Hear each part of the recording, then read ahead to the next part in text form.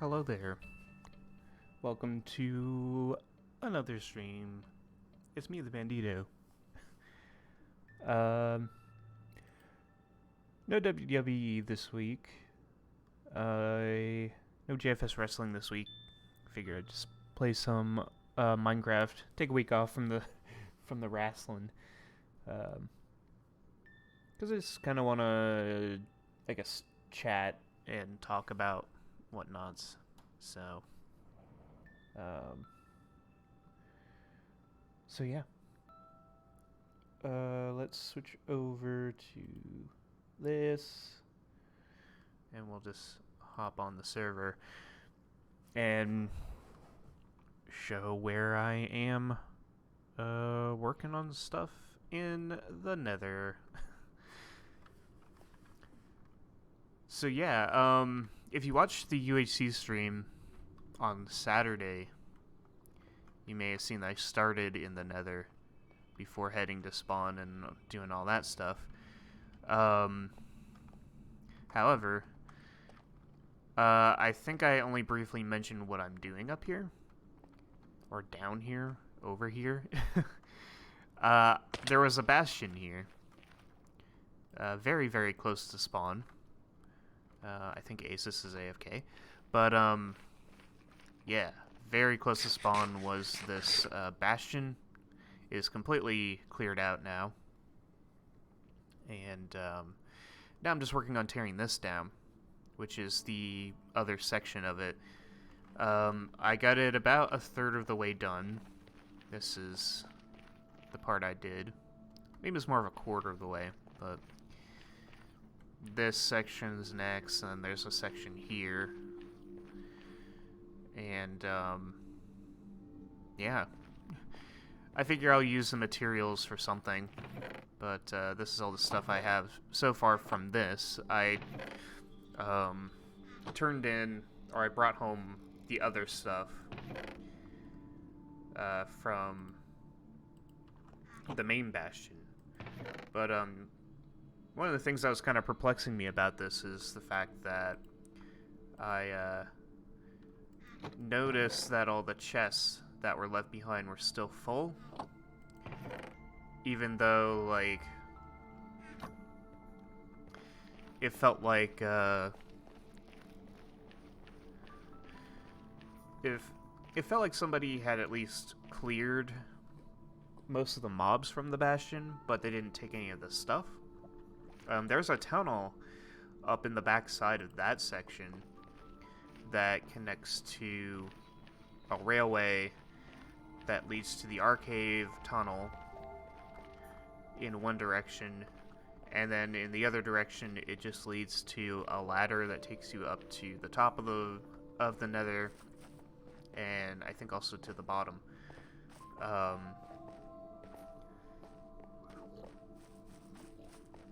Which is a little weird, but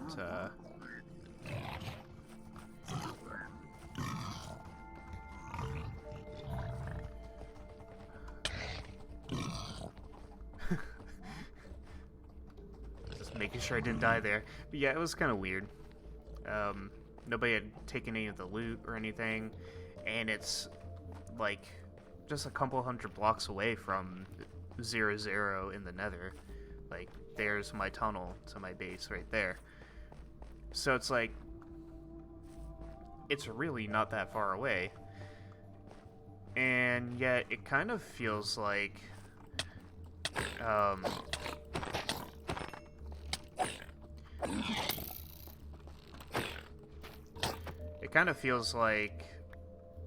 it was just kind of cleared out and then left behind. Maybe it was like the very first bastion someone found, and maybe we were supposed to make use of it and just never did.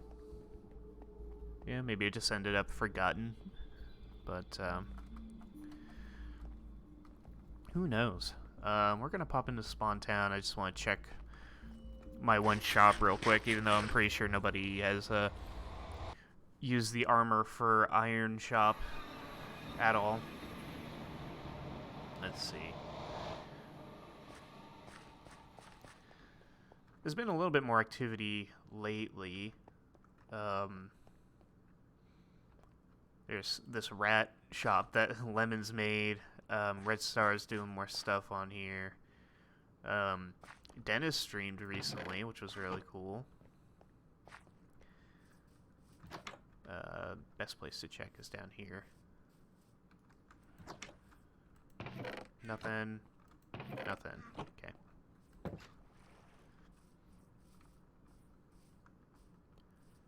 So, let's see. I wanted to talk today about... Well, let's get through some life update stuff, and then we'll talk UHC. That passed. The game is lagging. I think it's the shaders. If I turn shaders off, it'll be fine.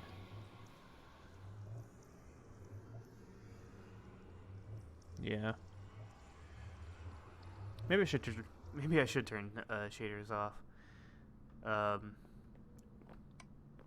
I should fiddle with the settings at some point. But let's see, IRL updates. Really, the only main thing of note.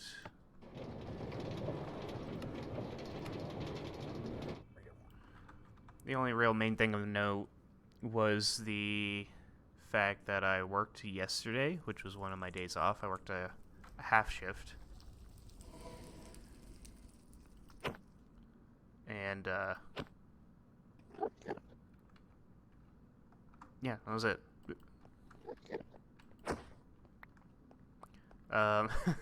There's also talks about me potentially getting my schedule changed to where I have weekends off instead of Monday and Tuesday. I think that's still kind of up in the air at the moment. It's dependent on whether or not the new people that we got stick around and continue to work for us and do a good job and all that. We had our new hire Saturday. Yeah, I'm gonna turn shaders off for this if I remember where to do that. I'll have to mess with it at some point, but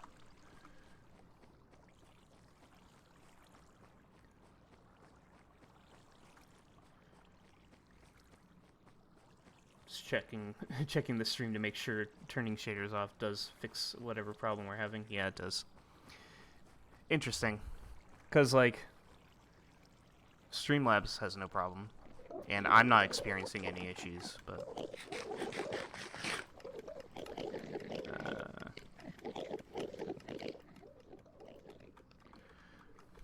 yeah, I hope I can get weekends off, because I'm tired of not having weekends off. And even though I get Saturday evenings off, because I work 8 a.m. to 4 p.m., so I do get Saturday evenings off, but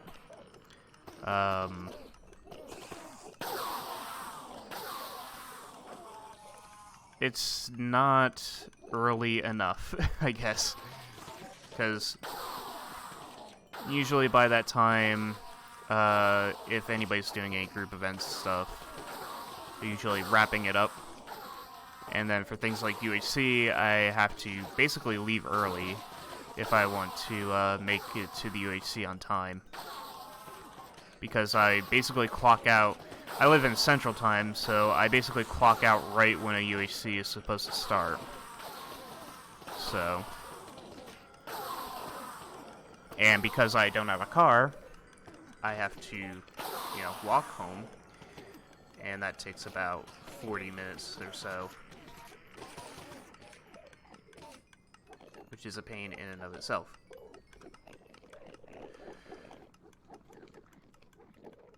So yeah, it would be nice to have weekends off. I haven't seen the new guy. Well, he's only been working one day. I don't know what his schedule is.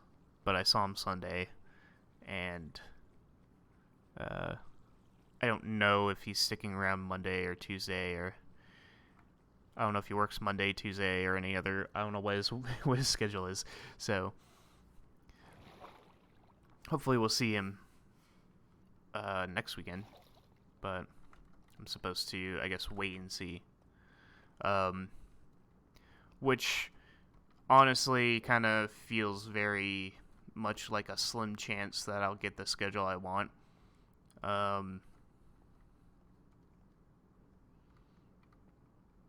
So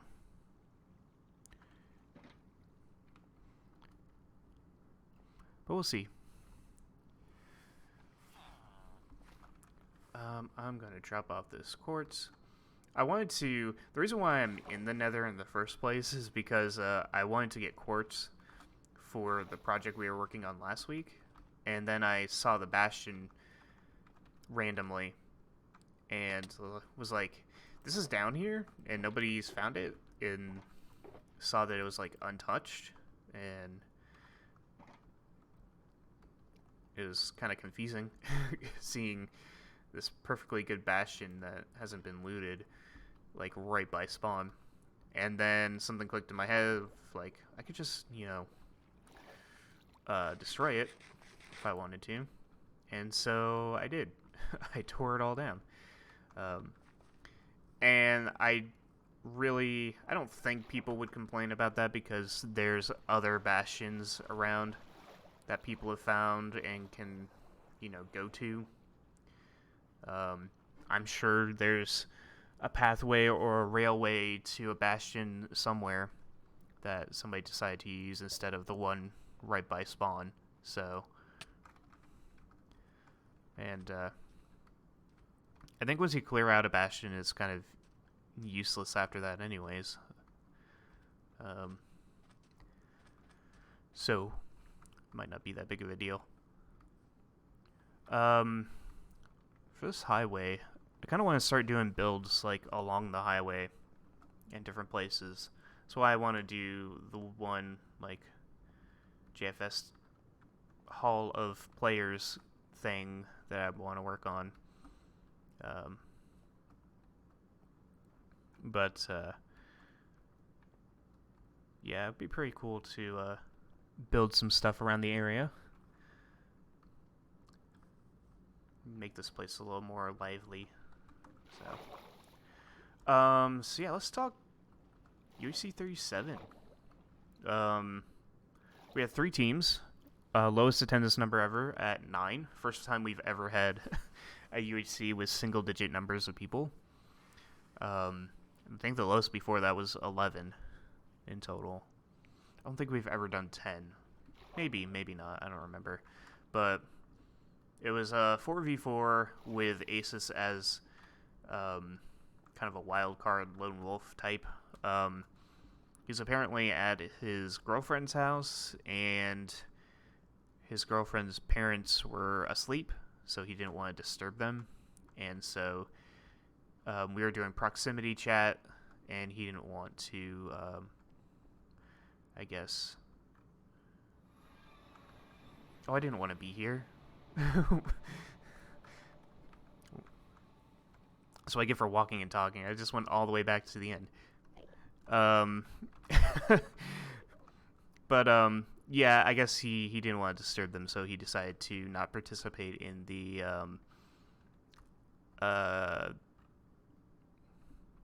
UHC gimmick. So he was put on a team by himself. I was on a team with Boo and Tiny and Dennis, and then the green team was Shawson, Red Star, Lemons, and Goose. So kind of an interesting combination of people, I think. Like, I don't know. I don't know what specifically makes it odd to me, but it just, when you look at that lineup, it kind of looks a little unusual, I guess. But it was good seeing, like, Tiny Stranger come back. I don't think we've seen him since, like, I don't remember the last UHC it was on. 25. Was he in 28? I don't remember. My memory's not as good as it used to be. But, yeah, he hasn't been on in a while. I know Lemons hasn't played since, like, season 16.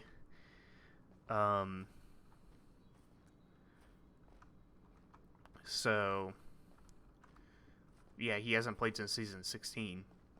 So, that was kind of a big deal. Yeah, it was nice of him to, like, pad the numbers a bit.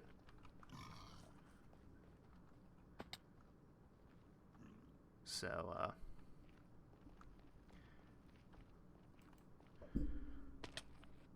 but yeah, it was a good, pretty interesting UHC given the circumstances. When the gimmick of proximity chat was first announced, I was a little bit a little surprised, a little disappointed even that we went back to it, because season 31 was the other time we did proximity chat, and it kind of felt like a bit of a flop. But I was pleasantly surprised with how much better this one felt in comparison. I should just do these 3 rows. So that was nice. See, here's the tunnel I was talking about. Going that way, if you break through the wall at the other end, it leads to the tunnel that leads to our cave. Or if you go the other way, it'll take you to just a ladder and a portal to somewhere else, I think. But yeah, so for our side of the UHC, we started in a jungle, and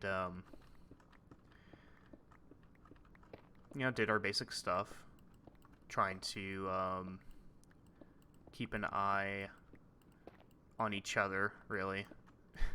Make sure nobody got split up. Dennis had a bit of a run-in with a trident drowned that he had to run away from. So he decided to go closer to 0-0. And in doing so, we ran into the green team, which was kind of silly, considering we're only 2 teams. You would think that we would be spread out a little bit farther. I know the spread command sucks, but even like with manual spreading, like put us on opposite walls or something. Like that was kind of odd. So, but yeah, at first we were kind of hesitant on, I guess, what to do. And then Dennis was like, I'm just going to run straight past him. And Tiny started following after him. And I was going to go after him too, but I noticed that Boo wasn't with us. So I went back to find Boo and let her know what was going on. By the time I did that, Tiny had rejoined us. And once everybody was regrouped, we started to attempt to follow where Dennis went, but he was just he was long gone by then. So we sailed around to this one spot. It was like a tiny bit of plains between a regular forest and the ocean or something like that. But we dug down, found a mine shaft, found a skeleton spawner. That's where I got a projectile protection 3 book. And we started doing our caving. After a few episodes, couple episodes, we caved our way to a little opening in a ravine, and Tiny just so happened to look up and see Dennis's name tag, and called out to him, and we were reunited, which was a beautiful moment for all of us.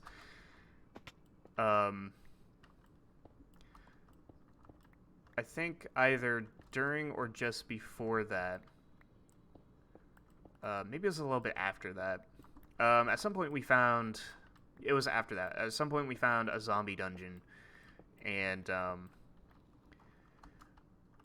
had just run into Torch It All Up, and was checking the chests and all, and then a zombie came in through the main entrance to the dungeon, so I backed up, and when I turned around, another zombie was coming in through the stairway that I had dug into the dungeon from.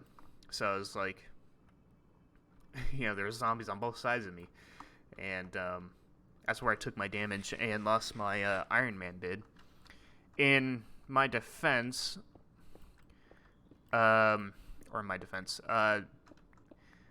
could have put my shield up at any point in time during all of this, and I probably would have been okay, especially when the second zombie showed up. But I did not do that, so I took damage. And then like a minute later, or a couple minutes later, Tiny fell a little bit and took a half a heart of damage as well, and gave Lemons the Iron Man. I don't think Lemons took damage until like the end of the game, so I don't think I would have won Iron Man this season either way, but like I lasted a lot longer than I did in previous UHCs, I know that much. But yeah, we continued caving. We kind of had trouble finding diamonds for enchanting. Green team had found diamonds like almost immediately, so they were already like enchanted and ready to go by like episode 2 or something. And yeah, we were still struggling. We found like 2 more dungeons in our cave system though. I don't think any of them had anything too interesting. One of them had a golden apple, I know that much. I think the other 2... we had saddles and horse armor, but never found the horses for them. Meanwhile, Aces went into the nether to get potions, but he could not find any nether wart. So his potions bid was over. I was trying to get the team into this one cave, this one bit of like below zero area. I kept calling it Deep Dark because that's kind of the biome. It's not what the biome is, but I don't know what to call it when it's below zero. But I tried to get the group down there a few times. They were like, yeah, and then went off the other way for a little bit, which was kind of a little bit annoying. But we eventually got down there. It turned out it went nowhere, so that's my bad. But then I was just like, screw it, I'm gonna dig down. I think I was getting a little bit frustrated throughout the UHC.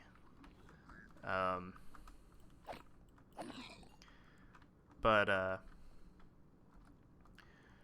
upon digging down, we actually found more below zero cave stuff, and it was very big, very wide open and full of mobs, but we somehow worked our way through it.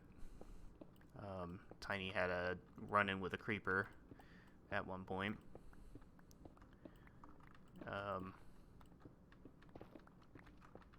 But then Dennis got split off from the team and found diamonds, and then I split off from the team and found diamonds. And this is where communication would have been great. This is where the proximity chat actually, like, came into play in a bad way, basically. Besides the whole, Dennis running off and abandoning us. Because apparently he found diamonds and made a pickaxe out of the diamonds. And then I found diamonds, and I'm pretty sure I paused and was like, should I make a pickaxe out of these? And, yeah, ultimately it was like, yeah, I should make a pickaxe, and then whatever.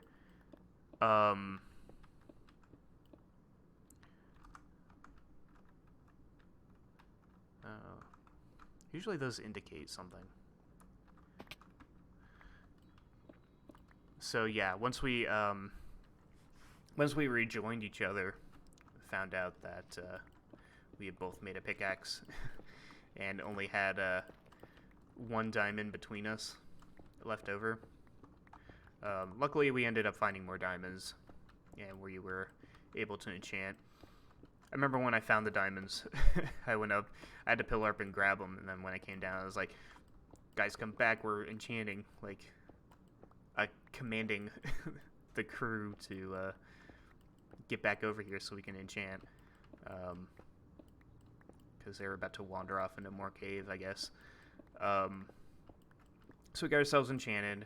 During that time, Asus, I guess he finally left the Nether, and apparently he like surprise attacked Green Team, but they all just kind of ganged up on him, and he somehow managed to escape with like a heart and a half, and then he came back and died. But that would have been a good opportunity for us to, I guess, get a boost in our gear, at least in terms of like arrows or something, because we had basically no arrows between the four of us.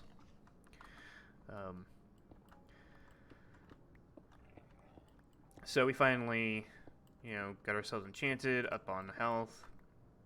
We had a decent amount of gold. We were a little short on apples, but we surfaced, and there was the Green Team at 0-0, and then after a bit of stalling, which I kind of appreciate how the Green Team didn't just charge in on us while we were gathering apples, we finally circled around to attack them. And at this point, I don't think our team communicated at all during that, which is kind of funny with the proximity chat going on. Tiny got shot by Lemons, I think, and was out fairly quickly. A couple times I got at least once I got within like a few blocks of the entrance to the Green Team's little fort they had, and it took me a minute to realize what I was doing and backed off. You don't want to come through here, huh?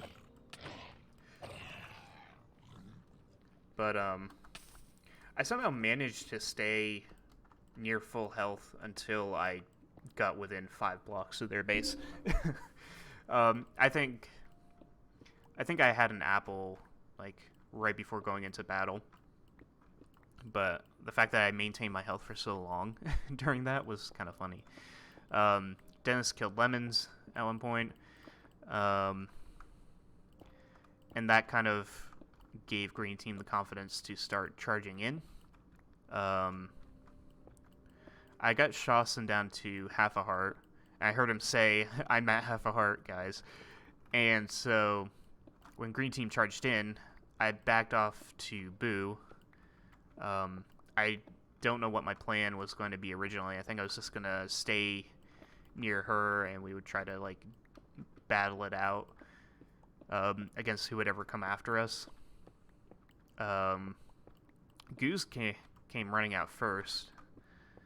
I think it would have been possible if I had implemented any sort of teamwork myself. it would have been a good idea to just focus on him until Red Star got there, and then we could have focused on him. I think it would have been possible to somehow pull off a win there if we were, had any sort of coordination going on. But I did not at all. And so, partway through seeing Goose, I think I got close enough to where I tried to hit him, but because I was, using my axe instead of a sword. I had a sword, I just wanted to use the axe because it does more damage. But I keep forgetting that the reach is so short on the axe. That's rude. But, yeah, like, mid-swing on Goose, I was like, wait a minute, Shotsun's at half a heart. So I decided to go find him instead, and I want to, I guess, charge at him. And so I did so while also completely ignoring Red Star's existence, who had his sights on me the entire time. And he shot me at Shostin, which almost worked in my favor, except for the fact that I was using my axe. Actually, in all honesty, with how quickly everything happened, even if I was close enough to use Shostin to kill him with the axe, he still had his shield up. So if I connected with my first swing, I would have knocked the shield down, and then he would have killed me anyways. And even if I got the kill on Shostin there, Red Star would have gotten the kill on me because he was right behind me. So I had screwed myself by just charging in. And in the moment, I was like, I don't think I cared as much in the moment. I was just like, I'm going to do something silly and go after Shostin because he said he was on half a heart and I'm behind him in points and would like to get at least something on him. But then after I died, I was like really annoyed at myself for what I did, even though it's like just a game, and it's just a game that nobody really cares to play seriously anyways. But I was like not happy with myself with how I handled the ending there, because in retrospect, with Shostin at half a heart, I could have just shot him, and then, what happens between the rest of us would have been, we probably still would have lost, maybe. But at least I would have gotten, a kill on Shostin, and then our rivalry would be a little bit more even, because I'm like 1-5 against him in combat. Which is kind of funny when you think about it, because I feel like Shostin and I are very, like, evenly matched. I don't think we've ever had a fight between the two of us that was lopsided in either direction. Oops. Like, every time we got a kill on each other, it was like, maybe last season was probably the most lopsided. I don't remember if he was the one that got the kill on me or not, but I think it was, because he's got 5 on me. But like season 13, I think he was at like 1.5 or 2 hearts. Like he was a hit or 2 away from death. Then we didn't fight each other again until like so long after, because I died early in 14 and 15. He died early in 16. We were on the same team on 17. He died before me in 18. He died before me on 19. He was too laggy in season 20. I died before him in 21. We were fighting each other in 22, our teams, but then Killer's team showed up. 23, I died early. 24, he died before me. 25, we were on the same team. 26, we were on the same team. 27, 27 was a little lopsided, but that was kind of because I was the third man in more than anything else.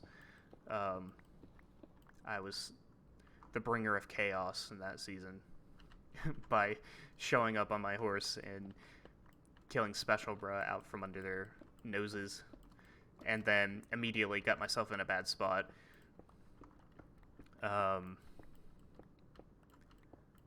28, we're not against each other. We fought each other a teensy bit. 29, we were on the same team. 30, Panda killed me, not him. 31, I died earlier than him. 32, I guess it's a little less evenly matched than I thought.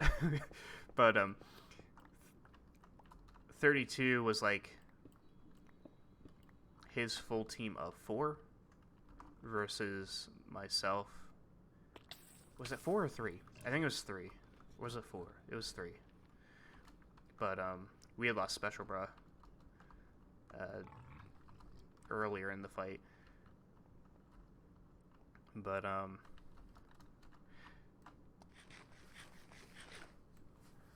yeah, 33 and 34 I won without. 33 died before me. 34, we were on the same team. 35, I killed him, and it was really close. 36, he killed me, and it was at least a spirited battle. And then 37, we were pretty close.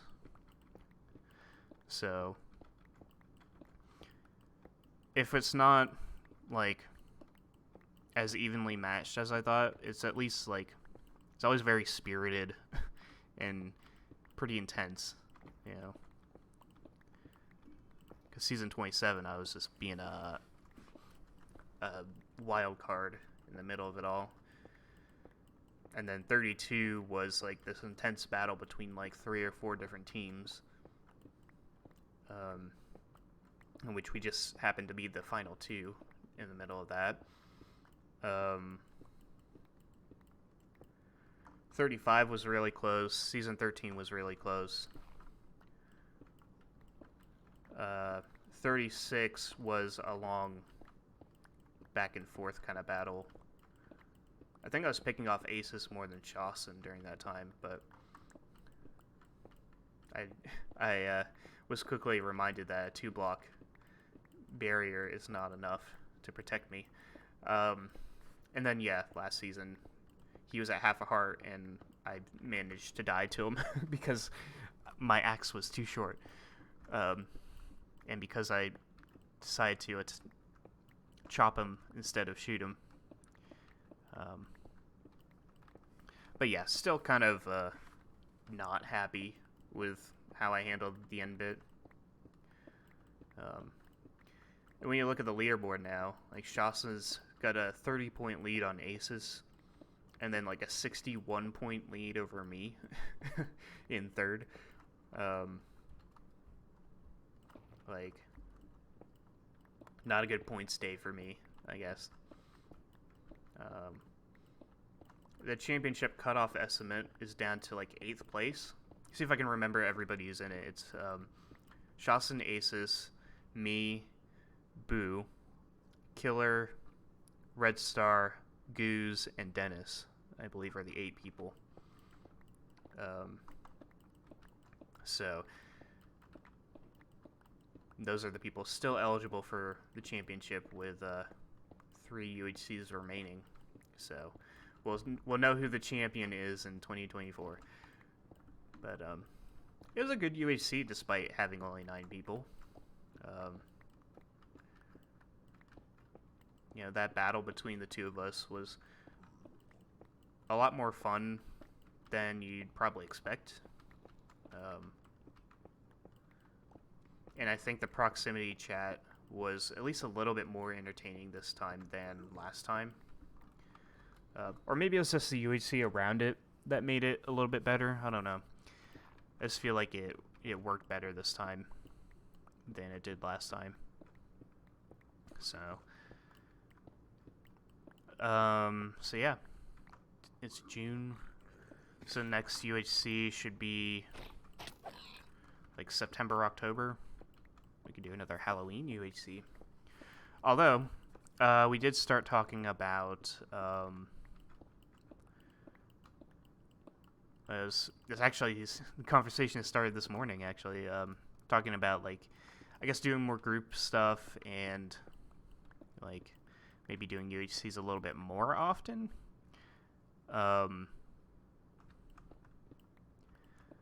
Which I think Muck was the one who said that, and it was kind of I saw it first thing in the morning, so I was just I responded to it the best I could first thing in the morning, and then reading it back I was like, wait, Muck, aren't you the one who started playing every other season because you didn't want to get burnt out? Like,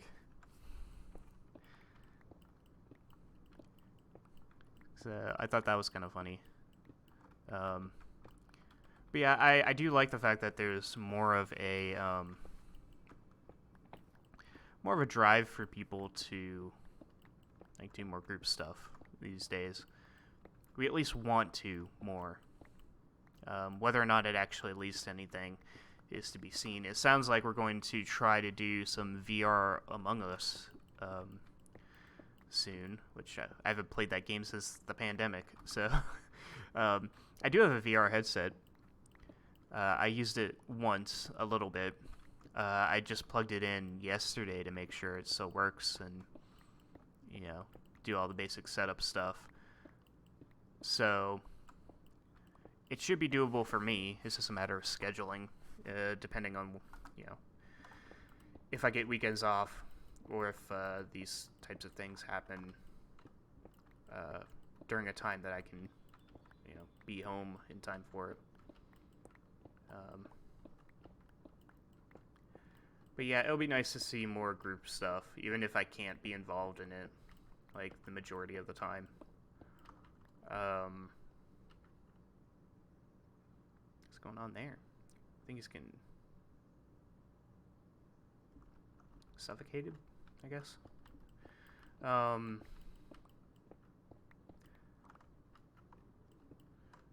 maybe the piglins are attacking, because he looks like he's ready to go. But yeah, it'll be nice to see, like, just any game. I don't think we should do UHCs more often. I think people are tired of playing it in general. Like I said in my post, I mentioned this to Shastin a couple seasons ago that maybe when we hit season 40, we should at least have a discussion about retiring UHC. Because, like, nobody plays, or at least nowhere near as many people do as we used to. We really only did teams of 4 this time because we hadn't done a teams of 4 UHC in literal years. I think season 26 was a team of 4. I think that was the last time that we actually successfully did a teams of 4, and that was 4 teams. 27 was 3, 28 was 3, 29 was 2, 30 was 3, 31 was 3, but my team had Special Bros a 4th. 32 was 3, 33 was 2, 34 was 3, 35 was 2, 36 was 2, and now we kind of forced a teams of 4 UHC out of 9 people. So it would be nice to see more free-for-alls come from this. I guess that's one potential upside to low attendance numbers is maybe more free-for-alls, because that's pretty easy to do with not many people. The very first Minecraft UHC was a free-for-all group of 8, if I remember correctly. So, like, it's entirely doable.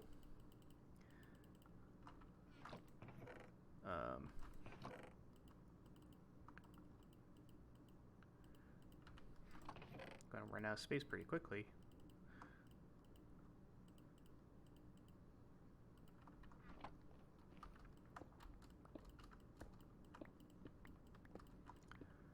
But yeah, I get the feeling that I think the issue with a vote like that, if we were to continue UHCs or not, is that we might get a majority of people saying, let's keep doing UHCs, but the majority is going to be like 3 people versus 1 or something like that. It's going to be like,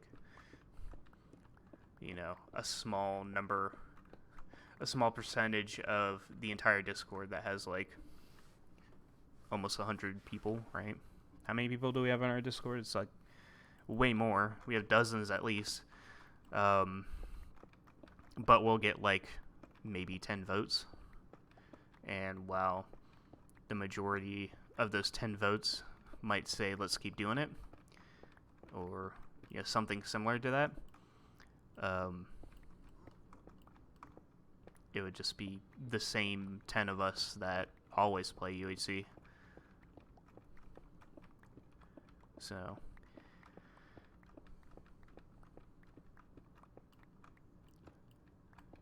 but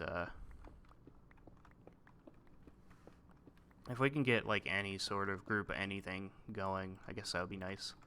I still don't know if UHC is going to be the thing, moving forward. As much as it pains me to say, because like I said, it has been my favorite thing to do for the longest time. I think that's mainly because it's like the group thing we've done. It's the one constant we've had for, almost for a decade. I was gonna say almost a decade, but we're 10 years old. Hello,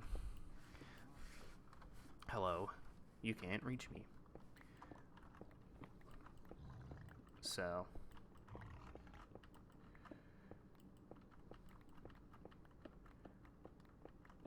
it'll be nice to do any sort of group anything. Alright, you can't go that way either, huh? Now you gotta fight a piglin. And, yeah. Is anybody surprised that's how it ended?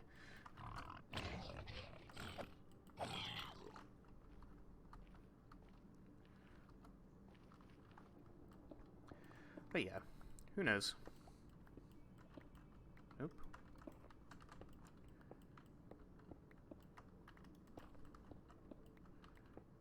A little weird. Okay. I was gonna say, it's a weird strip of lava.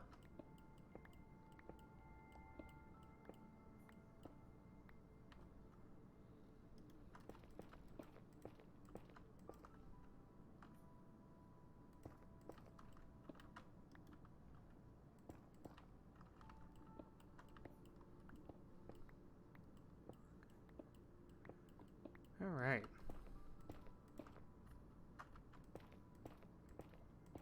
It'd also be nice to just do, like,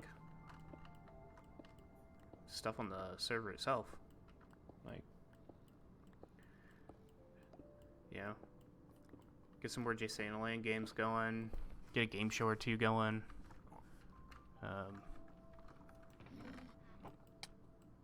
Rude.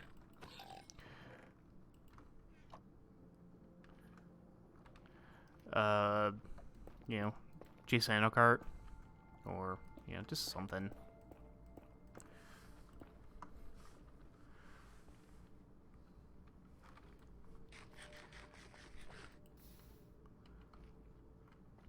Nice. We're chipping away at this.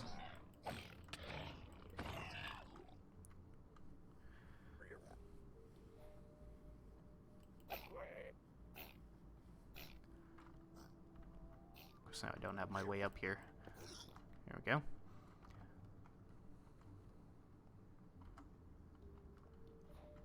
Oop. That's right, I don't have my way up here anymore.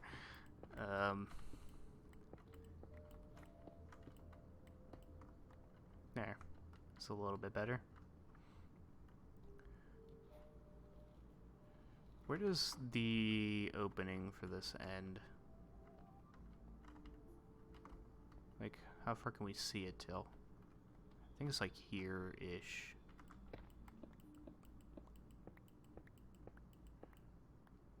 No, it's even further. By 2. Okay.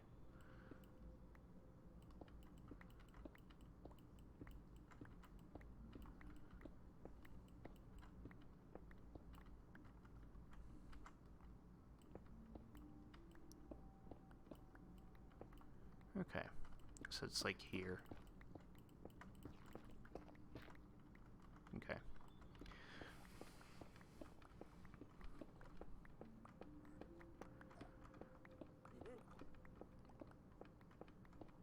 So, let's see.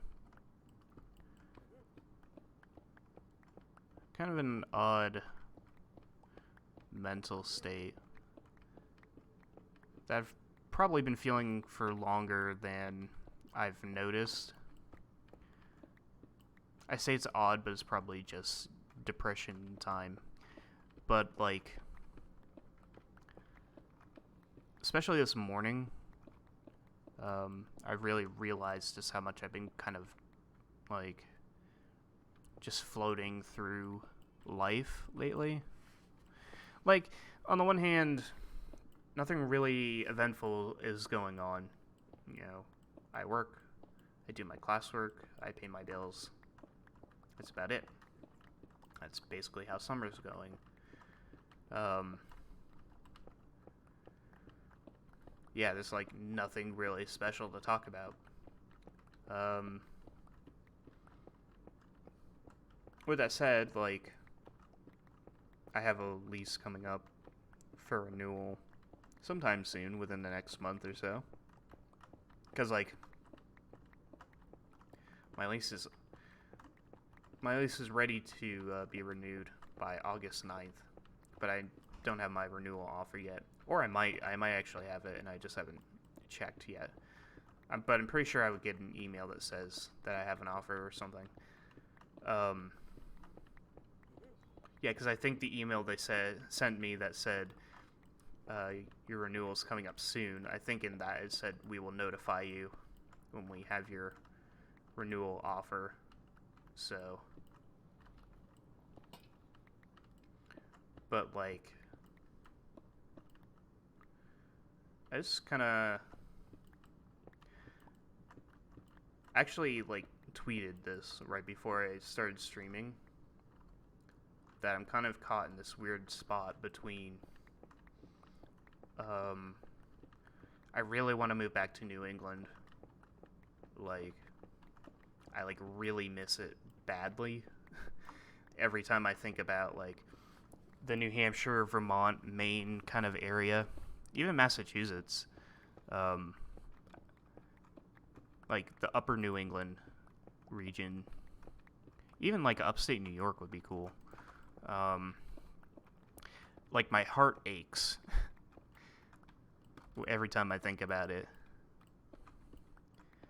It's like, that's how badly I miss being there, which is kind of weird.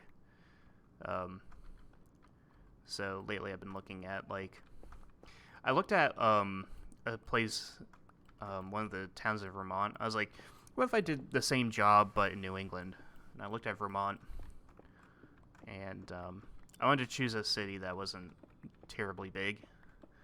Not like there's any massive city in upper New England. Like, Boston is like the New England city. But like, I was looking at car detailing jobs out there, and it's like,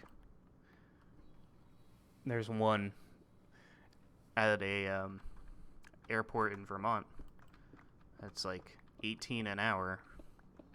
Like, I'm making 16 an hour right now. I was like, that sounds really nice. And then I remember, like, cost of living up there is pretty high. So it would be like, it would be lucky of me to find an apartment that's like under $1,000 a month. So even if I was just going for like a 1-bedroom kind of thing, which I guess 18 an hour would kind of cancel that out, but like, still, it's a lot of money. And also, like, what do I even do if I move up there? It's like, part of me is like, I could go to school in the area. There's a college near where I was looking, and they do have a film and television major degree program there. So that could be doable, but I wouldn't be able to, like, I don't know if I can work on 2 degrees from 2 different schools at the same time. I think that would be, like, a little bit too much work. But, I don't even know if that's a possible thing to do, but, like, you know, say, I don't know when my online classes finish, but if it's done by next year, assuming that I'm able to stay here in Iowa for another year, like, that's an option. However, at the same time, like, because I live in the Midwest and because I love severe weather so much, I was looking at, like, I was watching, I've been watching Storm Chaser live streams. And for the most part, like, don't see much. I don't think that's the point, really.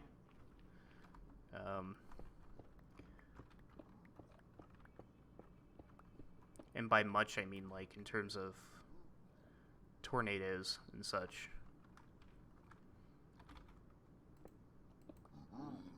Wait.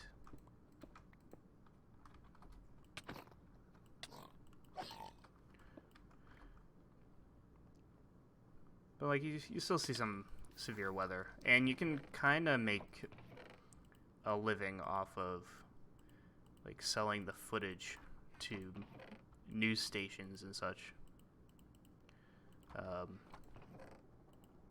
And, of course, if you live stream it, you know, people will watch, and then you can tell them to fund your storm chasing.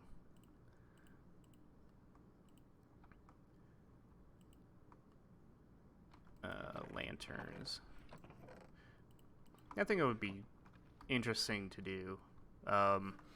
Obviously, someone like me who doesn't have, you know, a degree in meteorology, despite, you know, how much I try to learn from, like, the live streams themselves, like, I know that I would have to be extremely careful going out there and seeing if I know anything about what I'm doing. Obviously, if I were ever to do that, I would, like, you know, keep my distance, and I know the best angle of approach is from behind a storm. You know, that way a tornado doesn't, like, is less likely to turn towards you.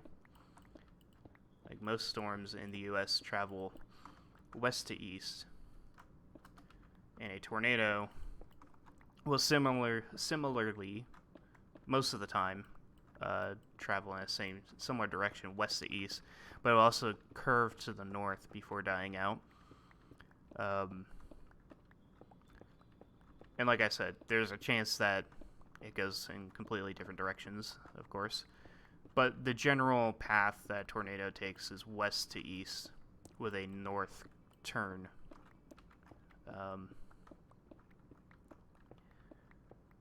So the best place to, you know, chase a tornado would be from the south and west of it, aka behind it.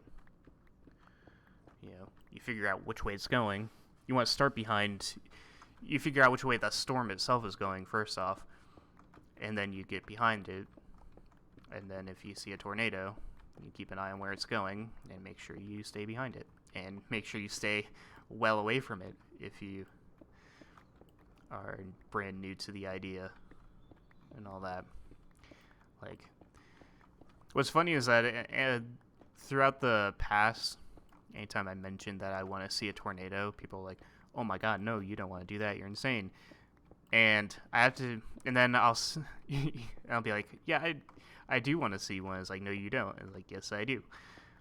And eventually, I inevitably have to, like, you know, idiot-proof my statement by saying, I have no intentions of walking up to a tornado and shaking its hand.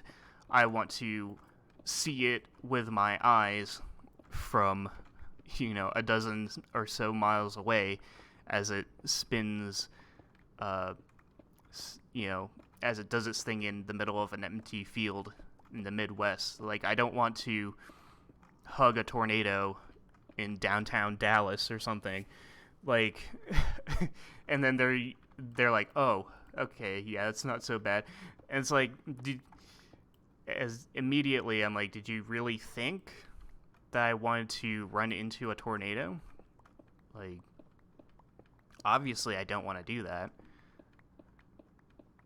I just want to see it and take pictures. But some people, I've only told a few people that I would do storm chasing, and that's generally the response I get. That's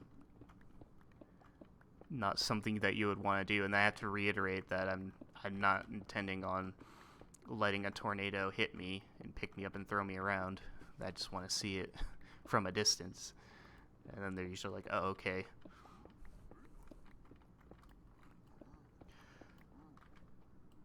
Get out of here. You too.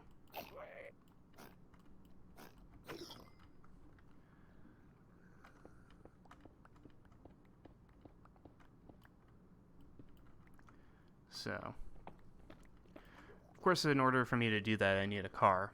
So that's kind of issue number one, which I'm supposed to get student loan money at the end of July.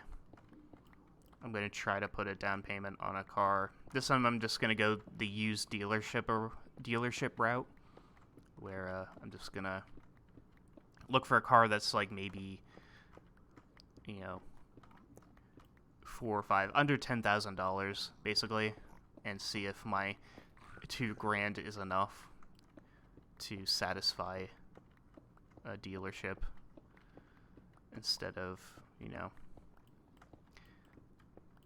going any higher than that. Because the Carvana deal, was kind of my way of, I guess, testing the waters and seeing what the catch is. And now that I know what it is, I can kind of mold my approach around it and try again. If I do get a car, again, my intentions would be to work more hours, basically just the hours that I spend walking to and from work.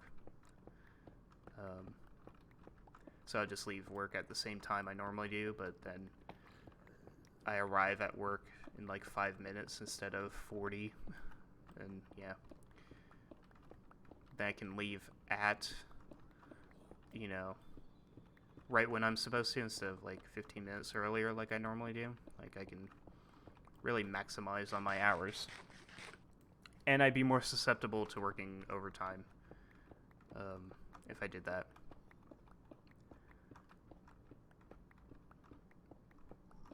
But I would also be more interested in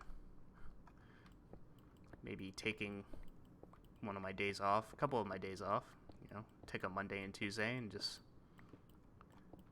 go find a severe storm to follow.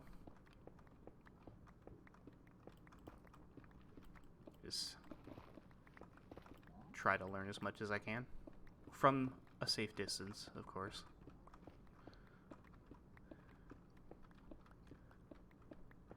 And who knows? Maybe I make something of it. But there's that's conflicting with the whole Vermont thing. And then I also had the thought of how I don't really have the same fire that I had when I was younger. Because, like, remember how much I would, move around and be like, I'm doing this, and then I'd go do it. I'd find a way to get it done. And continue to try to, like, make things happen in spite of the world telling me no. And these days, maybe it's because I'm not trying to move right away, but I really feel like I feel a lot more aimless these days than I used to. I am full again.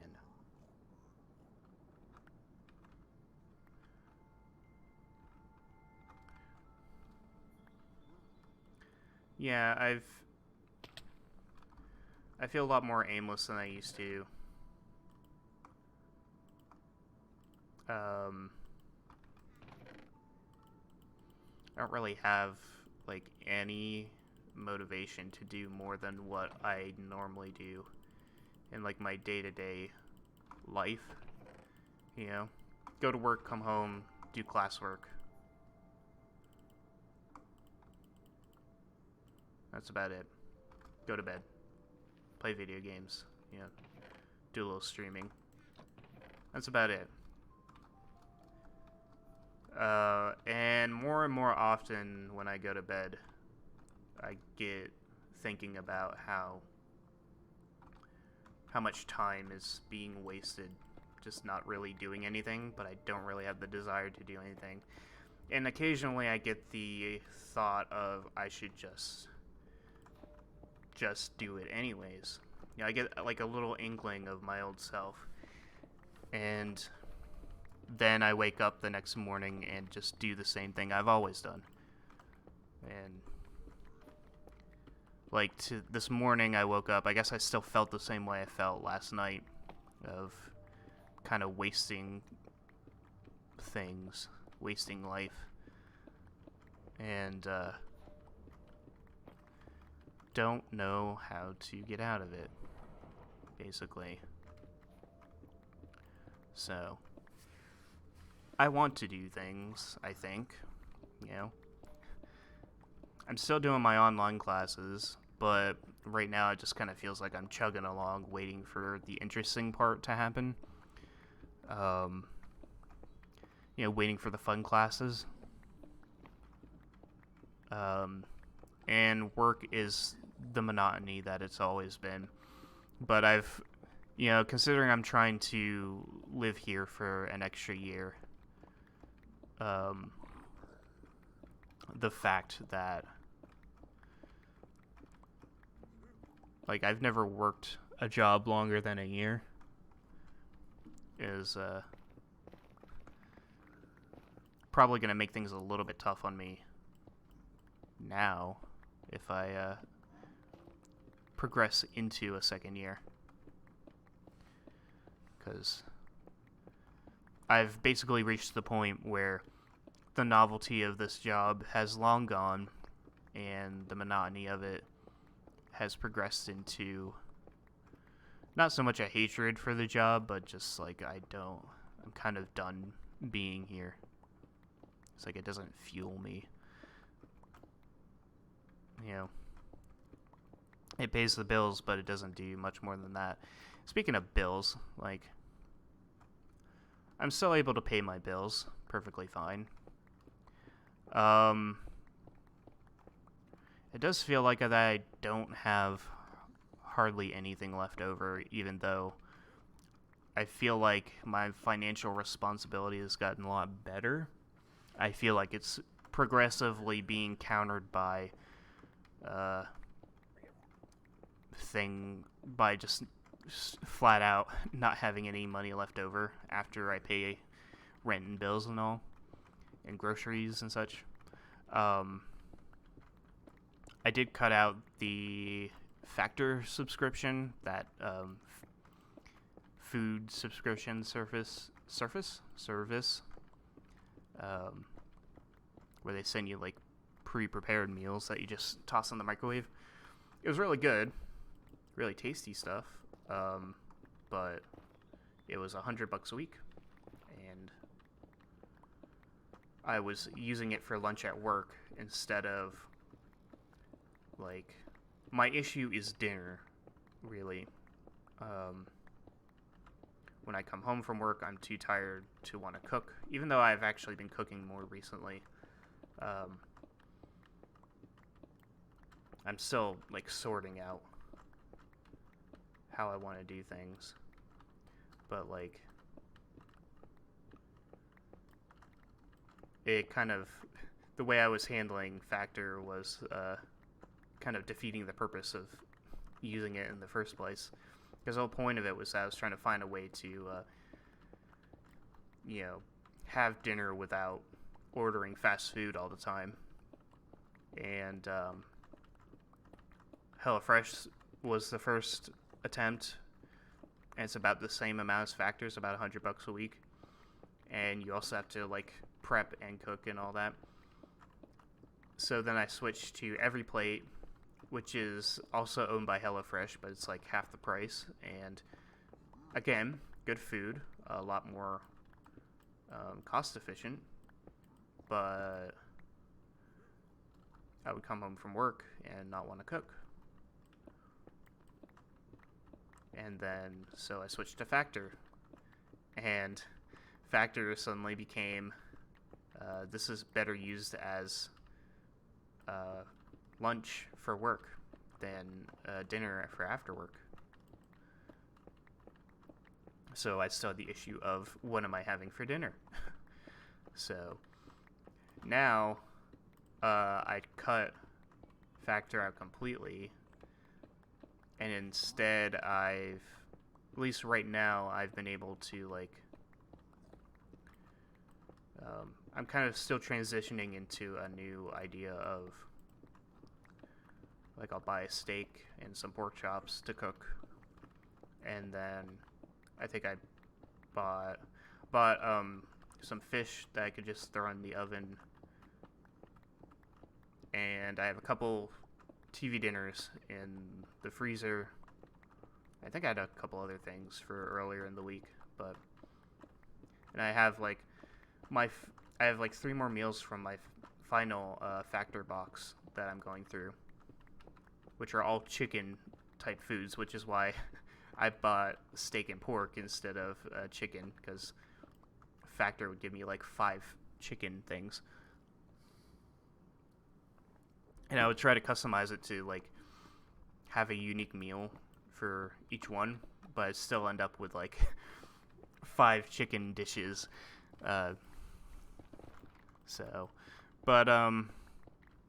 Yeah, I'm still working on things, but I don't know. It's mentally it feels like I'm just kind of floating through each day and kind of waiting for something good to happen, waiting for the good part to get here. And in doing so, I've kind of lost the motivation to do a lot of stuff. I usually just, like, I should be working on, like, stories and film ideas, and there's one filming project that I've wanted to do since I graduated from my digital cinematography classes, which was, I had a series called Get Home, which was like a trilogy of short videos where I was like trying to get to a certain place, but I was being chased by this cloaked figure, and the first video was just that, me trying to get home, and this cloaked figure's chasing me. And then episode 2 was me at home waiting for what to do next, and then somebody arrives at the house, and I'm like, oh my god. And then the third episode was the cloaked figure showing up again, this time at a new location, because I had moved to Minnesota by then, in which I was like, I'm tired of running from you. And the cloaked figure's like, I'm not actually chasing you. I'm here to warn you about this other guy that you've been working for. And I've wanted to finish that. It's like, I wanted to basically tie everything together in like one final video. And I've written a script for it like a couple times. But by the time I get finished with the script, I don't want to work on it anymore. And like, my creative juices die. And then just kind of go back to doing this. And I think sometimes I think about, like, if I had a car, like, that would open up all the things. I've had similar feelings like this. Like, similar excuses in the past, where it's like, the only reason why I'm not doing what I should be doing is because I live here instead of somewhere else, or, you know, it's like I'm making excuses for myself or something. But at the same time, it feels like it's not wrong. Like, living in Minnesota, I wasn't comfortable, like, doing a lot of film project stuff at my place in Minnesota, because I didn't really like my roommates that much, and I didn't want to, like, interfere with them or whatever. You know, for some reason I didn't want them to know that I was working on stuff like that.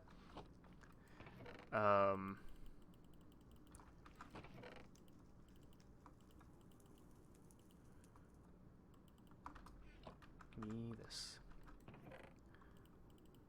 So I was like, if I just moved down to Minnesota, then I would have the freedom to, you know, I would have the freedom to film all I want. Which is, I guess, true in a sense. However, at the same time, like, now I'm here, and my excuse now is, if I had a car, I could, like, go out and film in more locations, and, you know, it feels like I can't do the project that I want to do because I want to, like, I want to have, like, multiple settings, multiple places to film in, and I can't do that because I don't have a car, so I can't go to any locations to, like, film on location. And again, I'm not wrong, you know, it's not as much fun to do all these skits and stuff just in my apartment, and honestly, like, it really feels like my living room is kind of the only location I have to do any sort of filming. At least that's what it feels like in my head. So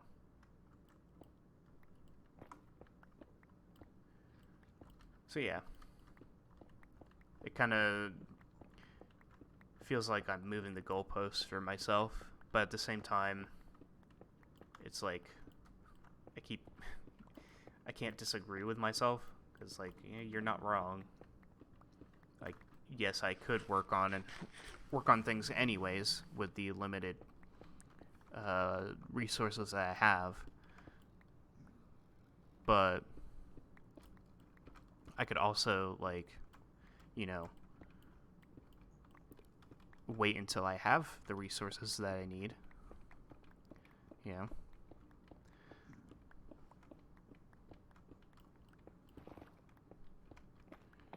But then some other excuse comes up, I guess. And ultimately, it all just culminates in me doing nothing and then hating myself for it. So I end up here, where it's like, if I move to Vermont, like, what's that going to accomplish? It would, I guess, make me it would make me a bit happier because I'd be in a place I actually want to be. But is it good for storm chasing? No. Unless I want to chase like blizzards, which is a thing. There's occasional tornadoes out here. I could still, like, drive out to the Midwest, maybe. There's still options. That would be expensive, but it's an option.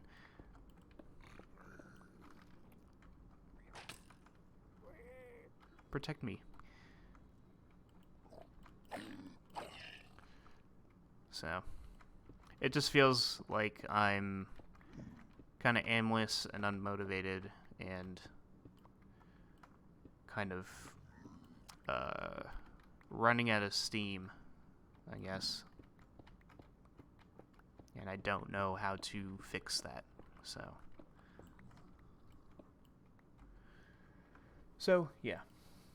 Did I drive away everybody? Not quite. But I need to drink some water.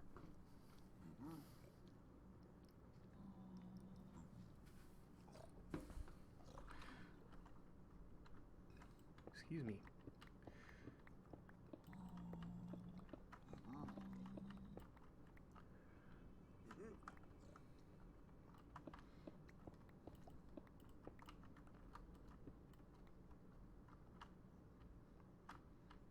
We're not far from the bottom. Once I clear out this section, I'll probably end the stream here, because basically got everything off my chest that I've wanted to.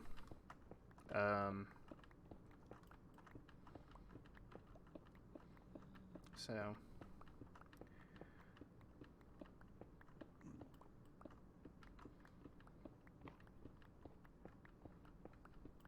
I do think about, like I said, all the things. It feels like so many doors could open up if I have a car. Like, it's kind of weird how something like that can not just physically but mentally handcuff someone.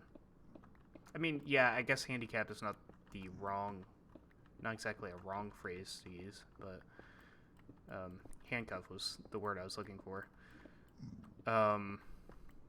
Not meant. Wait, no, that doesn't work either. Excuse me, sir. I just realized the full extent of what I said, but no, handcuff is what I meant to say.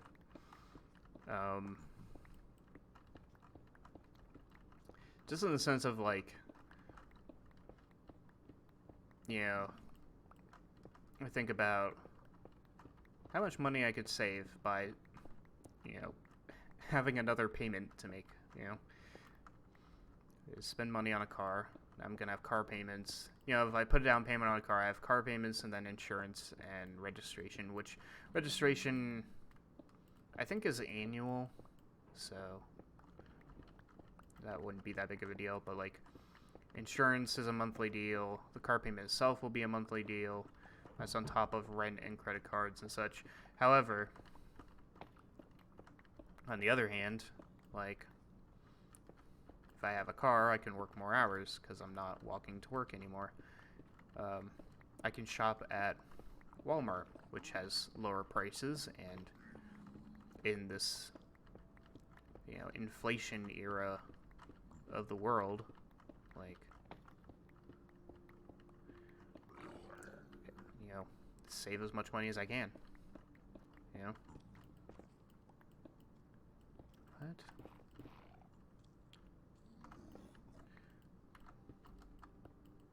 So, and then of course there's, like, taking a vacation would cost less because I'm not, you know, spending a couple $100 on a rental car and having a couple $100 more tied up in a security deposit that I don't get back until the car's returned. So it's like there's $200+ you know, that I can't use because it's in a security deposit. But if I have a car, then I just need to make sure I have a full tank of gas and enough money to pay for gas going forward, and I'm good to go. You know, it's like I don't have to pay for a rental car because I have a car. And then there's like, and for me personally, it's like now I can, you know, film on location. I can, you know, I can do filming outdoors somewhere, someplace, you know, and all that stuff.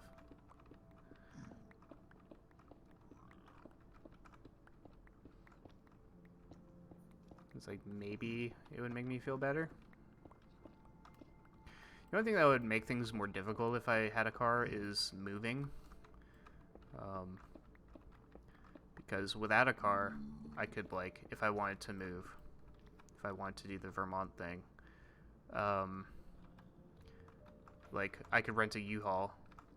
I could throw all of my furniture and stuff, like, in the back of a U-Haul van. See ya. Okay, never mind. Yeah, I could just throw my stuff in the back of a U-Haul van and just go. However, if I have a car, it's like now I can no longer be the one excuse me. I can no longer be the one driving the U-Haul van because I have a car to bring. Like, I suppose I could try attaching the car to a trailer on the back of the U-Haul. But that's a little wild. Didn't I knock you down earlier? Yeah, that is the guy.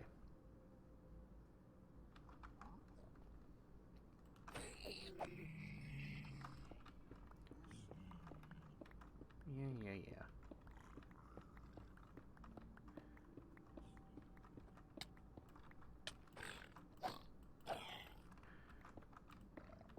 I don't know.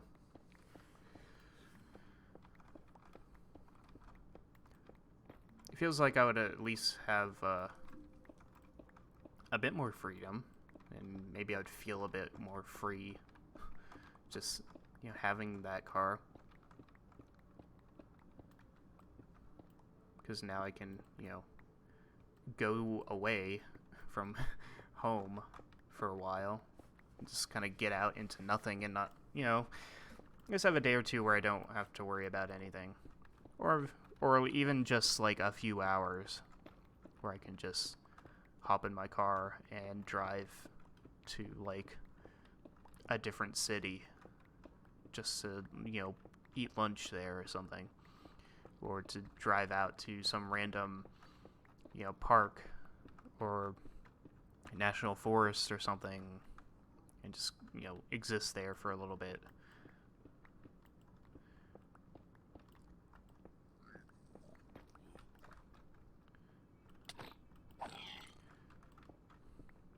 But since I don't have that, like, I guess I feel kind of,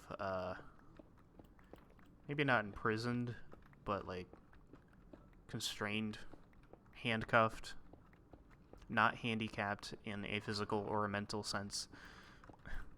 Like, you know,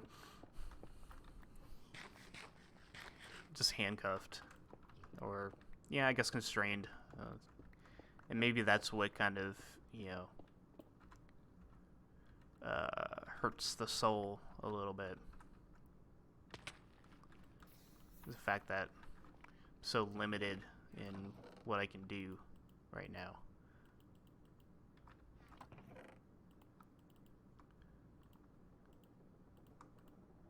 How much more do we got? Not that much.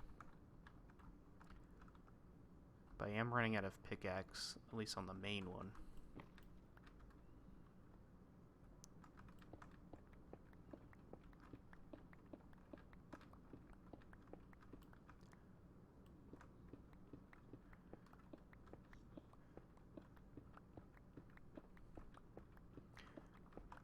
kind of funny when you think about it, considering there's such a strong push for like more public transit and more like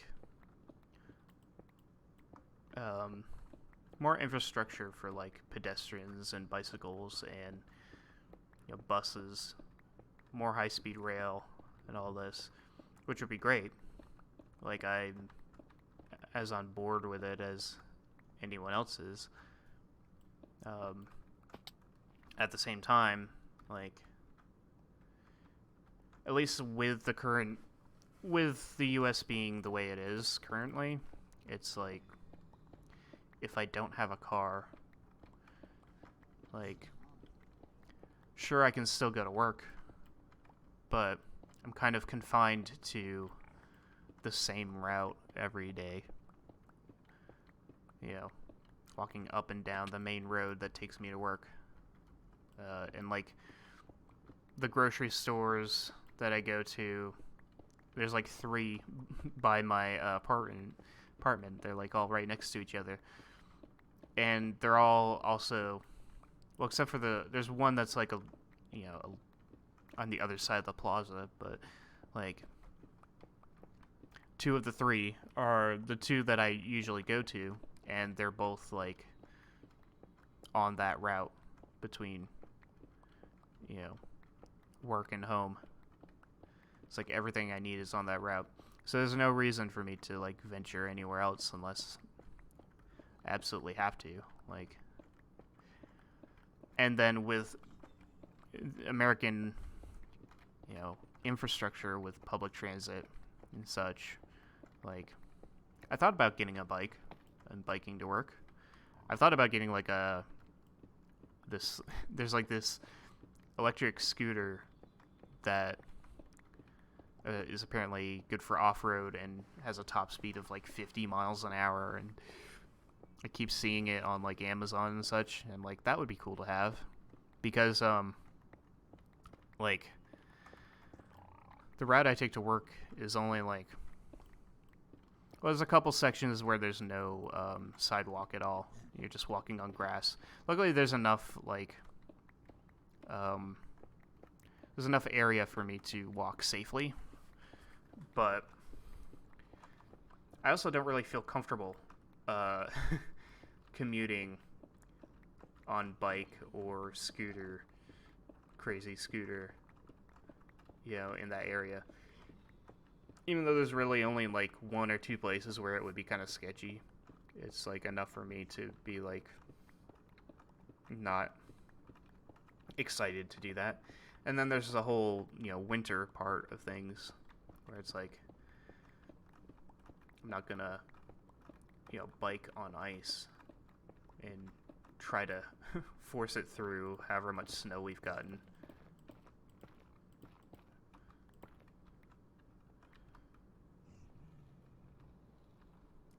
Pigman's still cranky. Uh-huh, yeah, I hear you.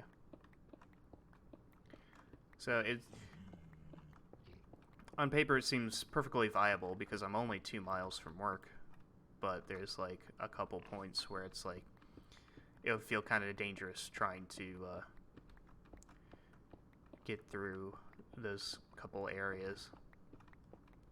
And then when winter hits, like, Des Moines is not a massive city. It's not Boston, it's not New York City or anything like that. It's, you know, pretty small for a big city. I think it's perfectly within the medium-sized city field. So the fact that it has any type of public transit at all, it has a bus, has a bus line, is kind of impressive. Oops. But, like, it's still a pain to get around if you don't have a car. It's like, the walk to and from work is fine, but, like, one point when I got my new phone, I had to go to the other side of town to pick it up because it was at the UPS center over there, and for some reason not at the UPS center that's like in the same plaza as the grocery store I go to. You know, had to be on the other side of town. If I had a car, I could just drive there and back in like half an hour. Ended up being an all-day thing on foot because I had to. The closest bus line to me only runs 2 times a day, like during morning and evening rush hour. So if you're not, around during those times, it's a pain to get anywhere. So I have to walk 20 minutes to the other bus line, wait 15 or so minutes for the bus to arrive, then take the bus to the transit hub, wait for half an hour or so for the other bus, my connection, to arrive, and then I ride that to the other side of town, except the bus doesn't take me directly to the UPS area. It takes me like 2 miles outside of that. You can't shoot that. You're not old enough.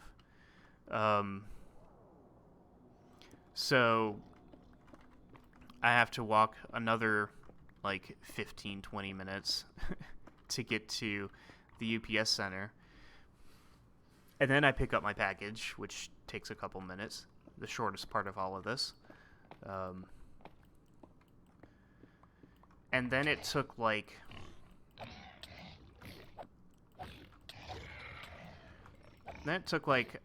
I was standing at the bus stop that I got off at for like an hour, waiting for another bus to arrive. And eventually I just started walking to a different bus line, which took me about an hour to get to. And then I waited there for like 15-20 minutes for that bus to get there. And then that one took me to the transit hub, where I waited for, 20-30 minutes for another bus, for my connection bus, which drops me off, at the bus stop over there, near the one that's 20 minutes away from my house. So just to pick up my phone here in Des Moines from the other side of town, instead of the half-hour drive it would have taken round trip, it was like a few hours worth of walking and waiting and, a little bit of bus riding in between. So, with a car, that wouldn't be a problem. With proper bike infrastructure, it wouldn't be a problem either, even though I'd have to, navigate my way through downtown somehow.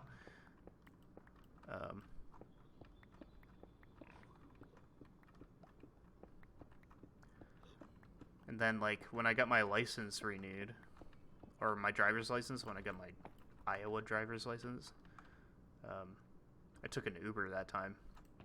That was, the first time I took an Uber, and it was pretty uneventful. Saved a lot of time, but it cost... I don't think it was... I think it only costs, I think it was, $30 round trip, 15 each way. Which doesn't sound like much when you think about it, at first. But, that's maybe a couple dollars worth of gas if I had a car,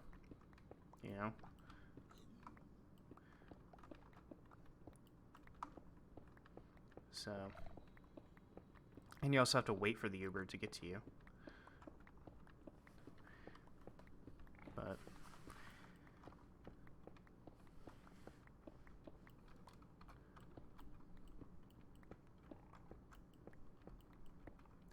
yeah, that's enough rambling about about cars. It would be nice to have proper infrastructure for stuff, but when you get towards the Midwest, the middle of the country, there's really nothing out there to connect to. And you could have a train line going out there, but in, a high-speed rail line cutting right through there would actually be pretty cool. It's like, what are you interfering with out there besides nature? But, like, you're not going to get many passengers cutting through there. Because there's, like, nobody out there. Like, you can draw a line from basically every city between Minneapolis and New Orleans, or maybe Dallas. You can draw, like, a straight line, like, all the way down. And that's, like, the barrier between, most of the American population and everybody else. Like, I'm pretty sure 80% of the U.S. would live east of Des Moines. So, and Des Moines is not even a big city. There's not much out here. Minneapolis is, like, the largest city close to me. And then, if you go due south, you gotta get into, like, I guess Oklahoma City, maybe. I don't know if that's directly south of me, but...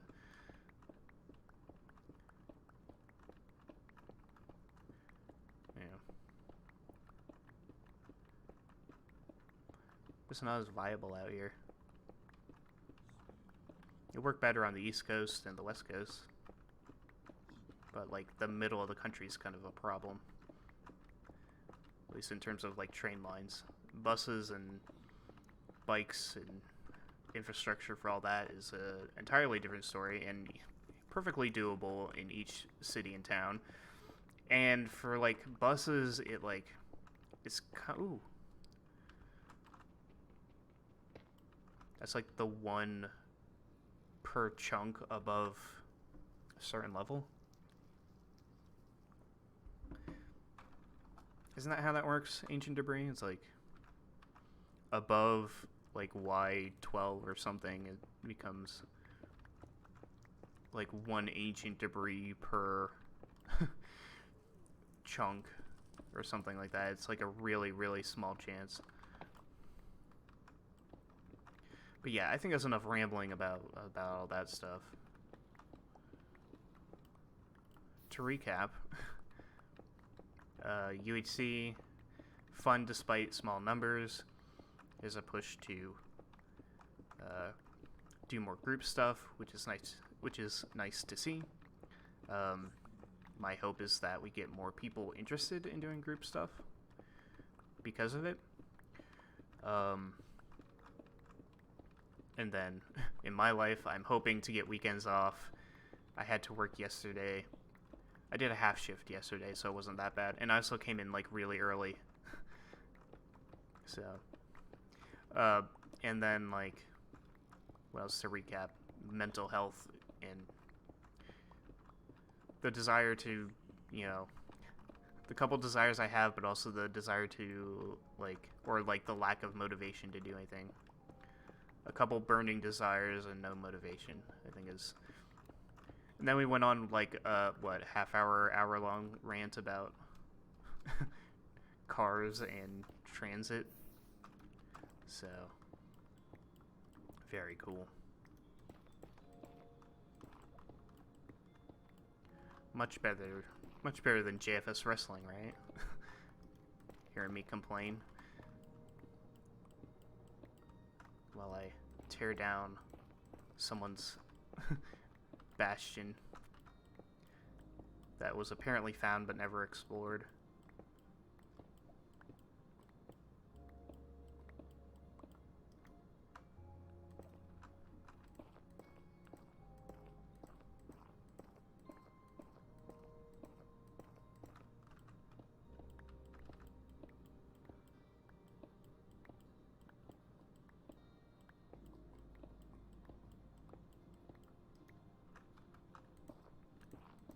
Oops.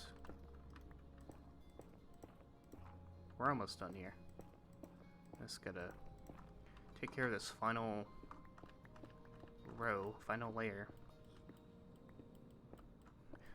apparently I'm gonna have to face the consequences of my actions with that pigman. Yeah, I hear you.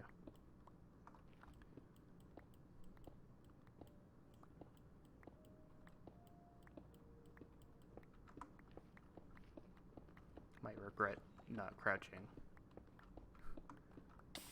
Ouch. There's the stuff that I came into the nether to get in the first place.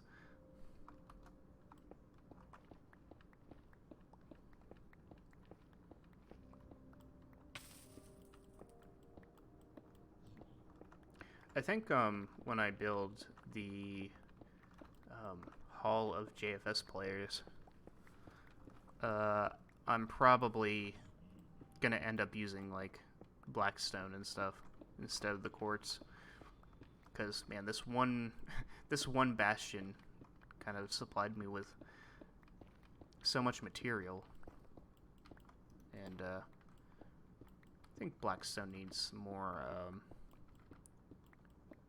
I'd like to see more use out of it. Like, I'm probably going to do the same like design I have in mind, the same blueprint I found, but it's going to be, you know, going to be with these materials instead of quartz, even though I'm still collecting it.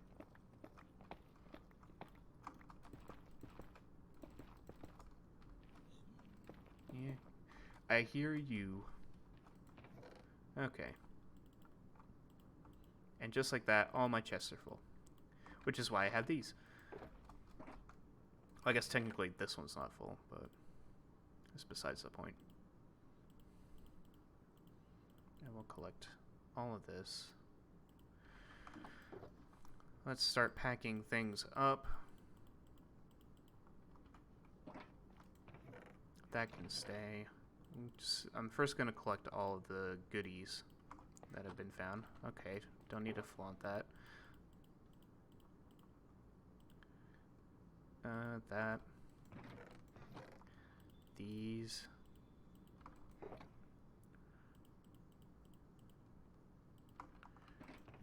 Nothing. Take those. Take these. That.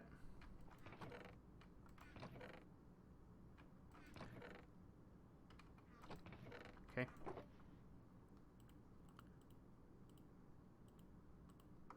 Nice. So that's all the special goodies I found. I'll just load up on everything else. These. Just load up on bricks. Probably gonna have a full chest of bricks on my own. On its own. Its own. My own. Our own.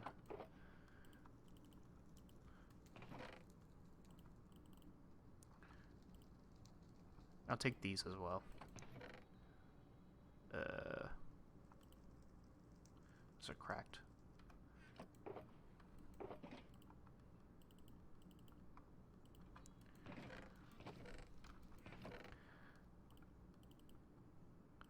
Any snouts? No. Take the stairs, though. Stairs. Snout, stairs. Okay. Do that. Do that. Stairs. Snouts. We'll do the cracked bricks now, and I guess the basalt as well. Cracked.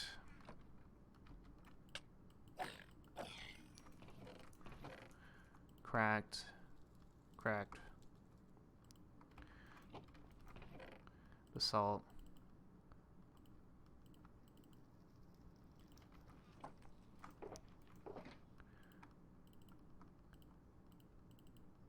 Nice.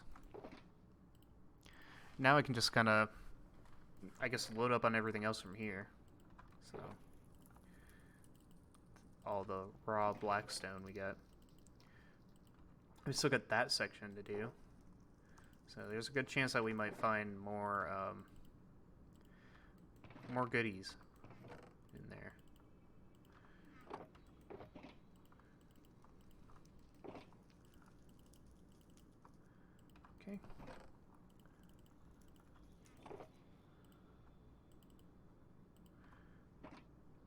got one more shulker ready to go.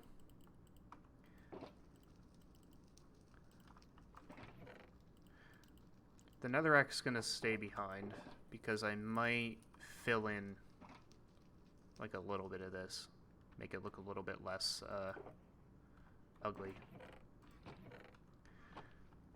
Alright. Ooh, I have one short. Okay. Let's go back, try to not get hit by these guys. Also gotta keep an eye out on the zombie pigmen who might still not be happy with me. Yep, that's staying.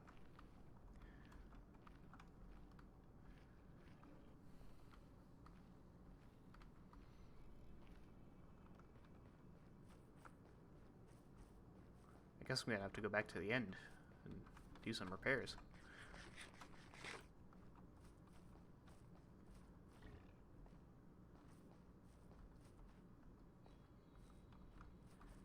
And it's here to the tree, and up here, past the chicken.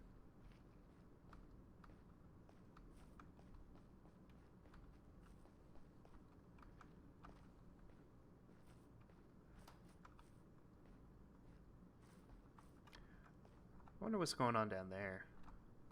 Who's working on that?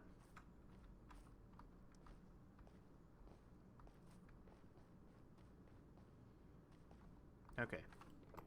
Through here.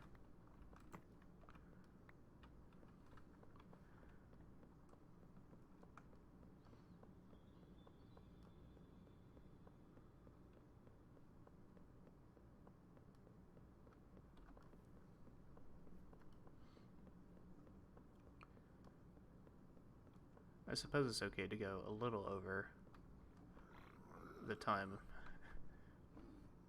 Thank you, goodbye. I'll pick up that stuff on the way back, I guess.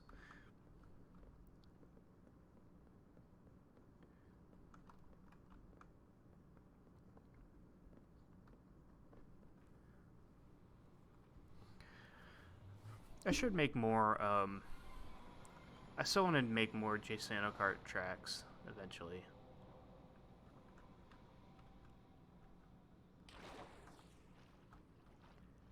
We could do like a little, racing league if I make enough of them. All right.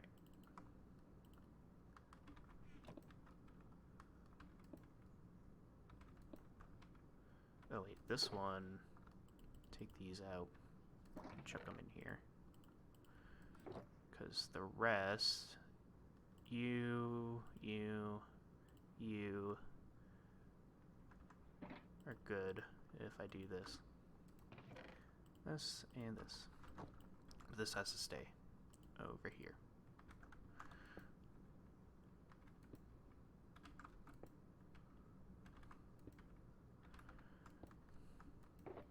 Oops.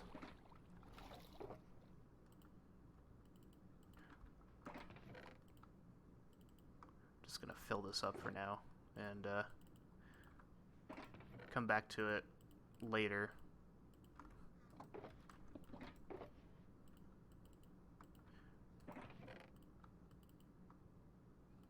Yep.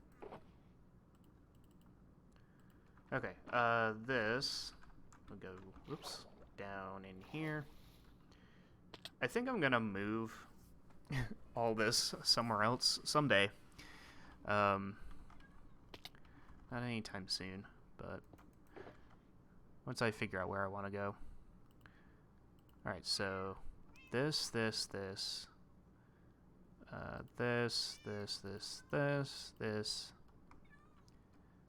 and these.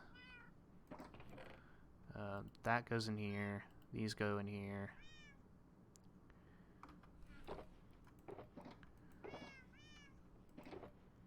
These go in here.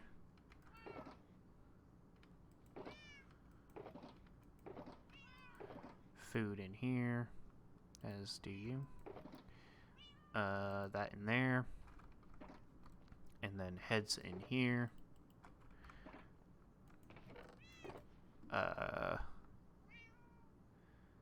These go upstairs, and these go in the special box.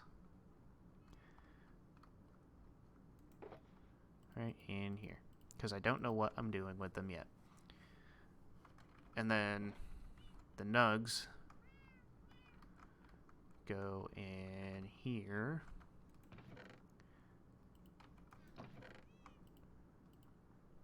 Yep.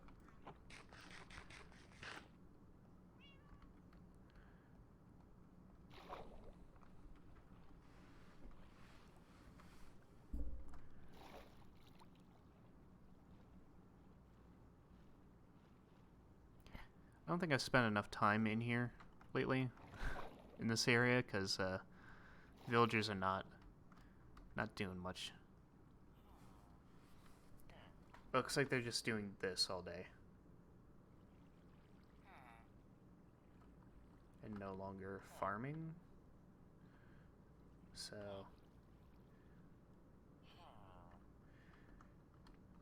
they might just need some time. These go in here. Snout pattern does not stack. Okay. These go in here. I will figure more stuff out with that later.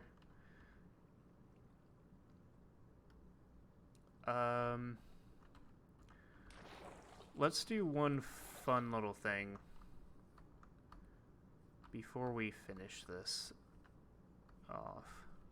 First I want to check over here, because I have been hanging in the area. Okay. Okay. Might be just outside the chunk when I stand over there.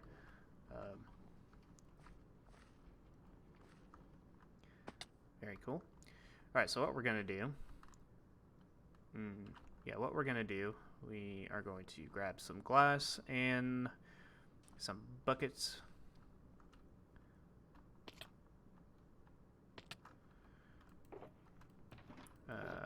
These... What's in here? Oh. Let's get some glass. What we're going to do is we're going to get an achievement. Probably won't need it anywhere near as much as this, but I'll grab it all for now. Oh, I need a soul sand. That's soul soil over there. Soul sand is up here. Just one.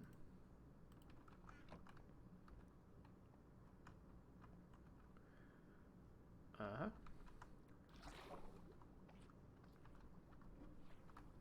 We're going to trade with a villager at the build limit. And I'm going to leave it I'm going to leave it as a thing that everybody can do.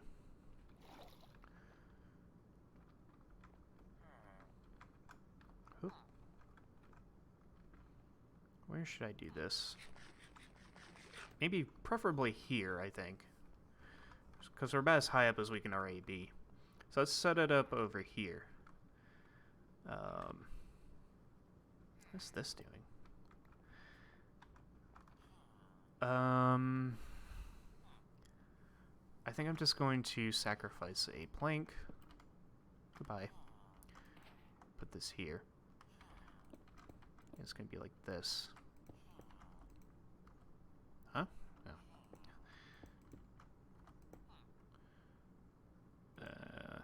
That. Thank you.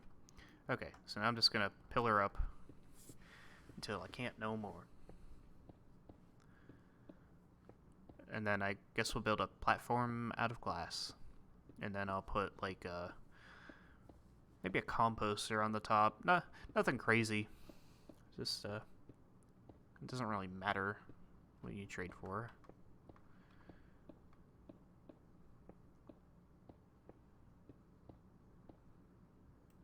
Oh. Is it 250?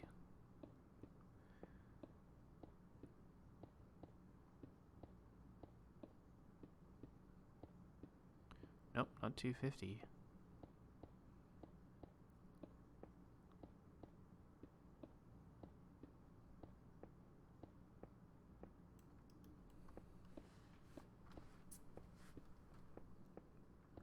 It's a lot higher than I thought. This will take a while. Mainly with the water.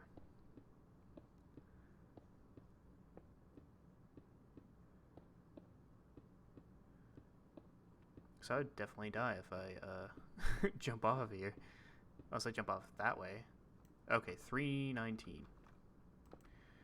So now we're gonna do this.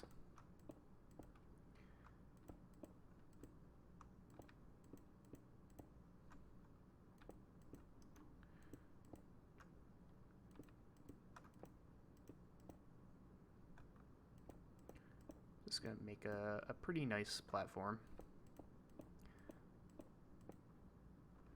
Yeah, I can't build on top of this, so I'm just gonna have to trust that the villager will not fall off. Which I don't think it will. If I only send one up here, it should be okay. That's the way down. So I gotta do this 3 more times. Oh, and I'm gonna die. Good thing I'm here. I thought about going to the trying to go for the water, but I thought about it too late. Is that it? That's all that fell down here? Okay. I thought I saw more.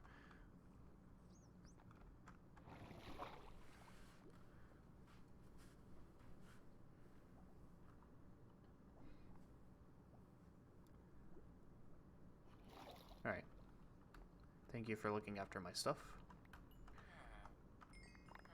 Oh, a lot of it landed on the fence. Okay, I'm missing pants. So there's my pickaxe. Oh, it probably landed somewhere along the cliff here. Okay. I'm also missing another pickaxe. So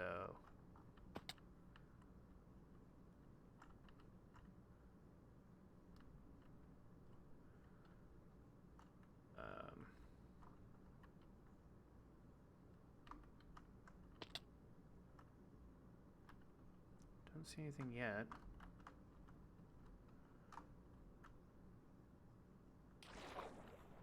Check down here. Oh, here's a bucket.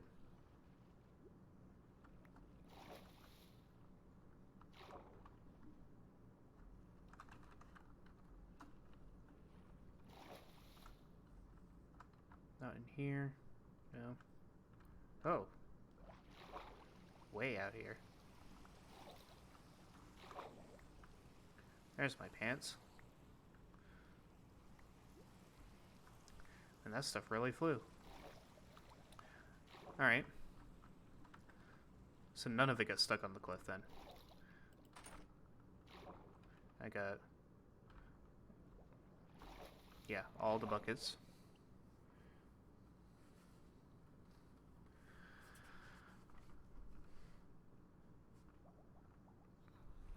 Alright, let's work on this some more. This time, I'm going to make an infinite water source that I can hopefully land in. Oh.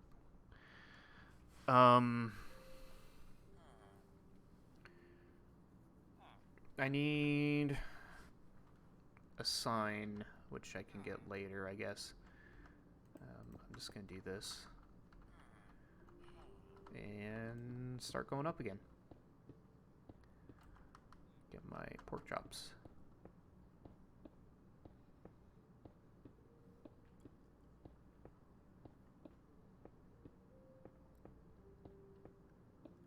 Then I can grab one of those two, or those three that are standing there. Be pretty easy to, I wonder if I could boat them up. Or if I just put them in a box. Put them in a box in front of the open area, open door. And just kind of push them in.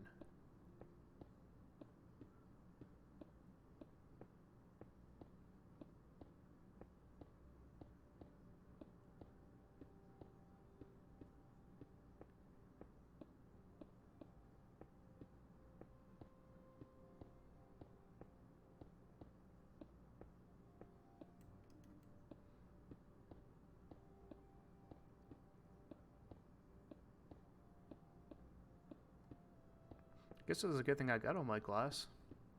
I was like, I'm not gonna need all this. Oh, that's not a pickaxe.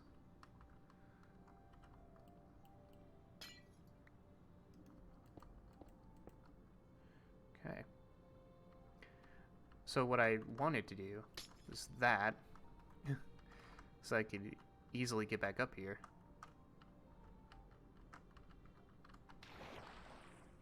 Much better.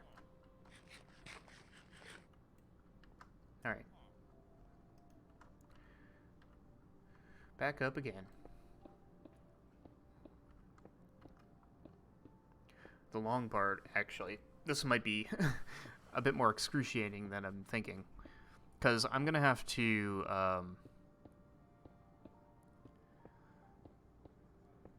yeah. I have to basically place water at every block of this pillar. Because it has to be a source block of water all the way up, or else the bubble column doesn't work.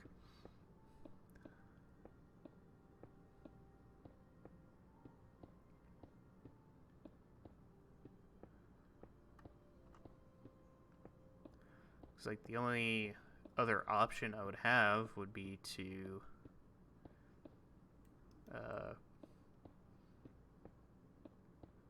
make a staircase or something.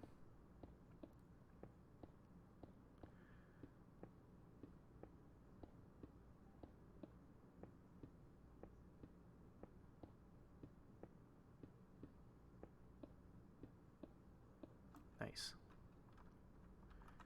So this part's the easy part.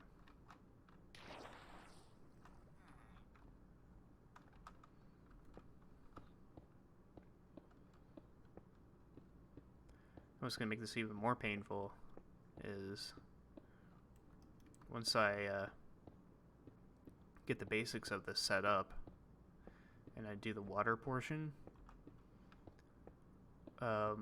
basically I'm going to have to like break my way out each time I run out of water, and then, you know,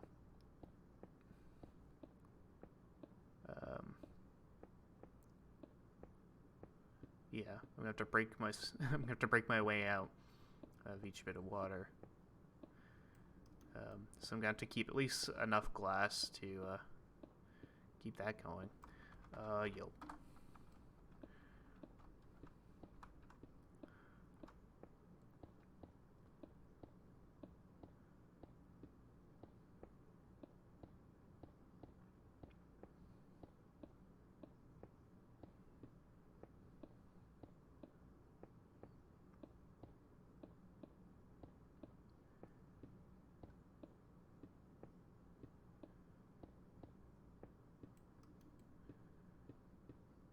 Nice.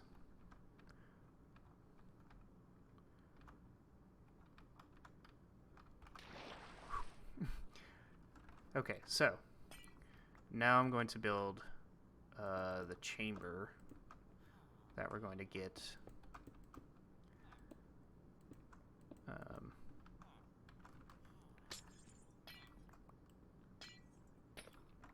I'll at least do it like that.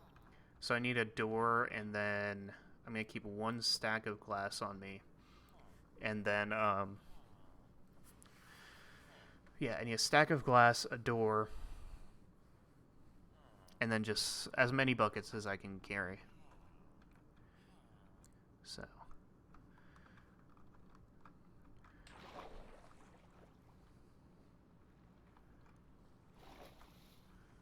Doors are down here. Somewhere amongst all these. Yeah, here we go. Alright. I'm just gonna bring... Yeah, I'm just gonna bring this. And I'll put away most of my glass. Except for this one stack of 53. Oops, no, I need that. And I'm probably going to put away some of the stuff that's in my inventory too, just to maximize the amount I can carry, amount of buckets.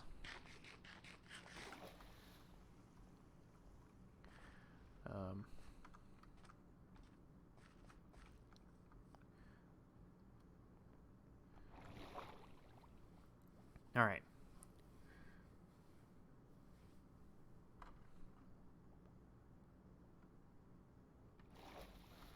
Time for the fun part. Okay, so put this down. We're going to put this down. I'm going to put this stuff. The door's going to be put up. This stuff is going in here. Here's hoping that I don't run into phantoms. Maybe I'll keep my sword on me. Now that I said that. Door goes here. Let's get our first water bucket set up. Oh.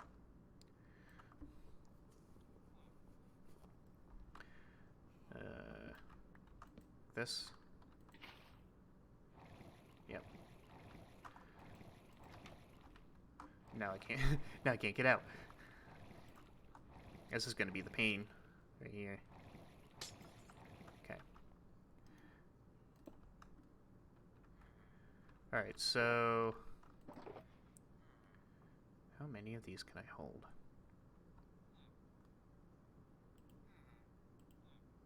Probably less than that. Oops.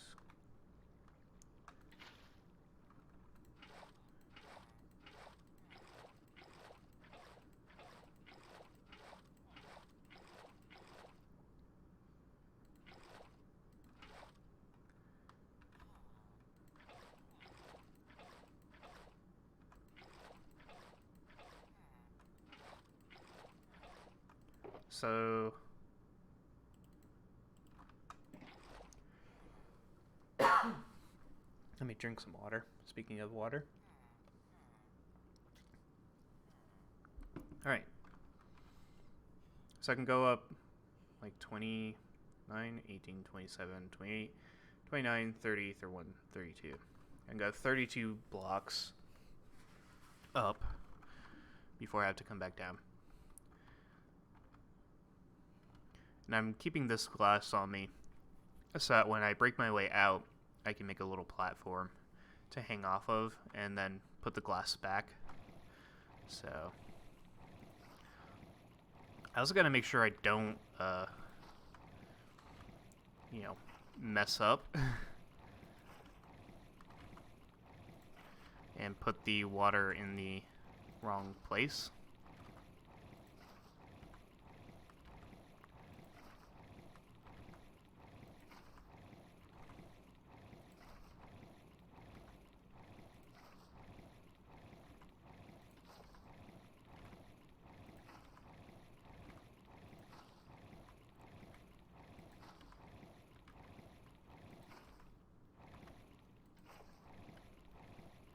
So far, so good.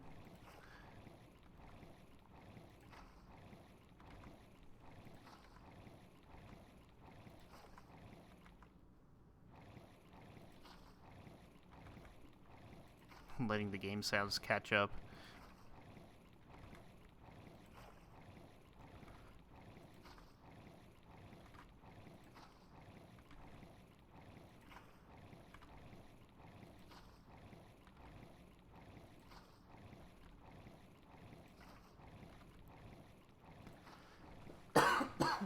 My throat's a little dry. I have water with me, but...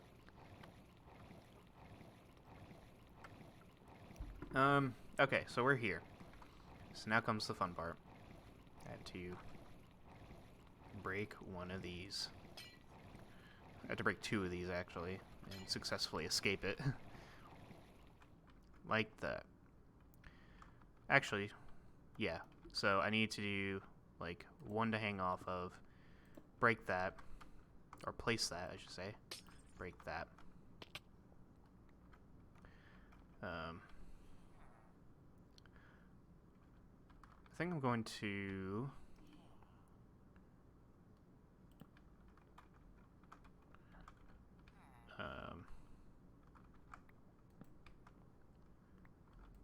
do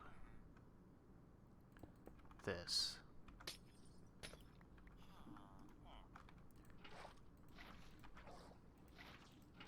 Yeah. That way I have a safe landing. Okay. So now...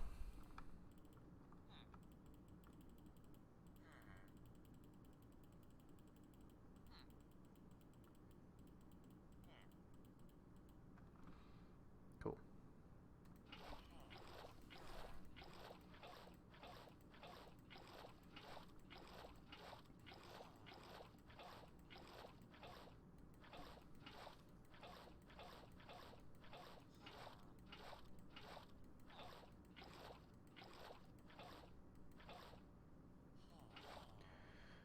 Alright, I'm going to make a calculation. So we are at 319. We're currently at 168, so 319 minus 168 is 151. Divided by 32, that would be 4.7 trips, apparently. So we did one. So we're on trip number 2. So we're going to say 5 in total. We did 1, so we got 4 left. Apparently, according to this. According to my calculations, if I'm correct. So I'm going to let my bouncing settle. That's...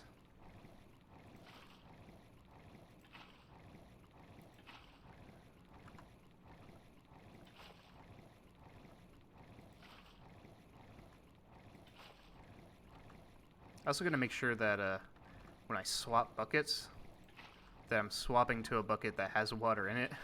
That way I don't accidentally, like... I guess that wouldn't be the worst thing in the world, to just pick up water instead of double placing it. But,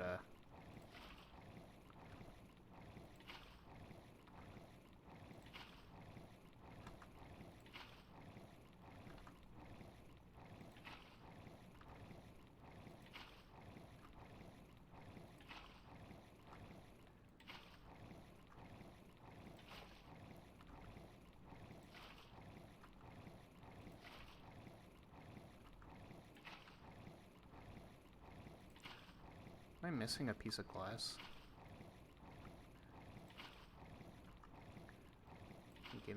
In my inventory? Probably didn't pick it up. Okay, now the fun part.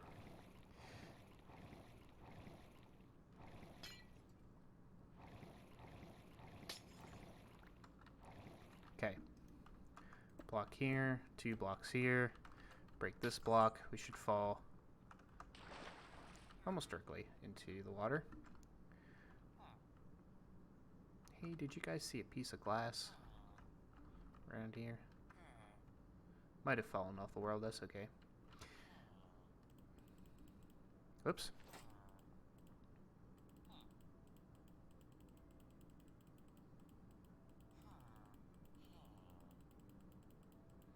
Okay. Time for trip number 3.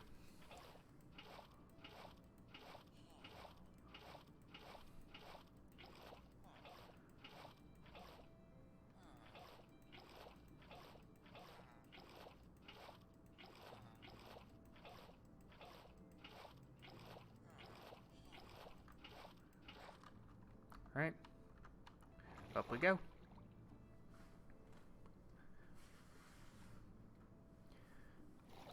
Load Let ourselves settle. And now we begin.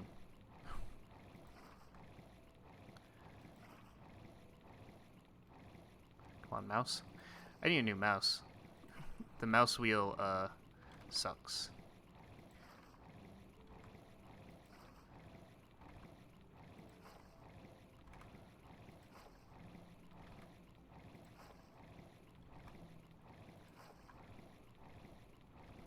Anytime you see me scrolling the wrong way, it's because the mouse wheel's not acting right.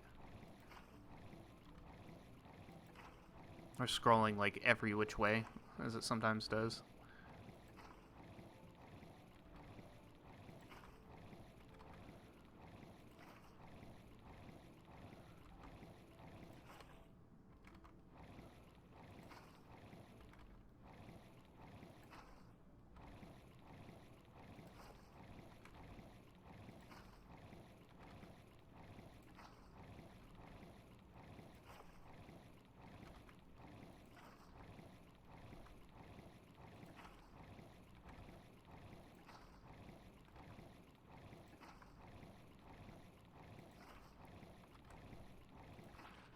Okay.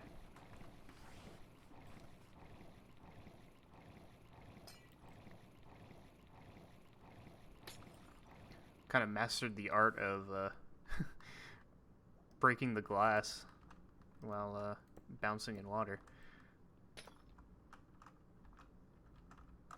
Okay. Do.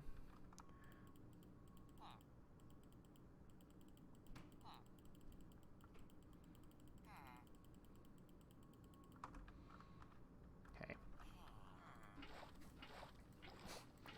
So how are we doing? This is, what, trip number 4? So after this, there will be, like, should be, like, one more. Like, almost a complete trip after this one. Yeah, one of you are going up there. Actually, while we're here, it's nighttime.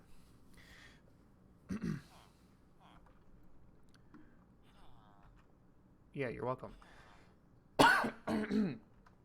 Okay, back up we go. So this is round number 4.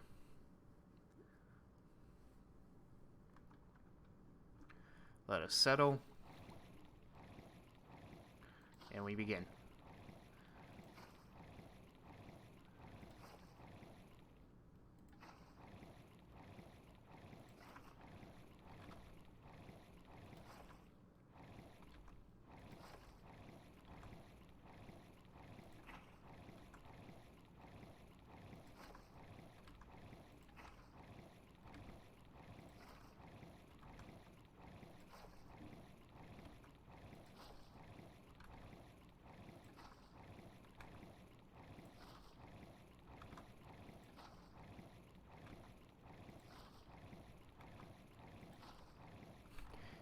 Can you hear the splashing noise as often as we're hearing it right now? Kind of pick up on all the little minute details of it. The splashing, and the whoosh. It's like 2 different sounds playing at once.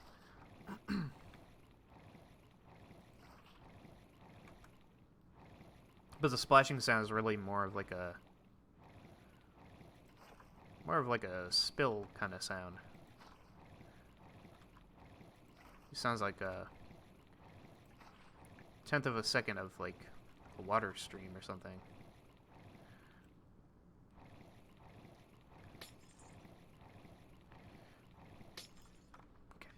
Okay. Come on, voice. I know this is more talking than we normally do, ever. Oh, right into my pocket. Okay, last round.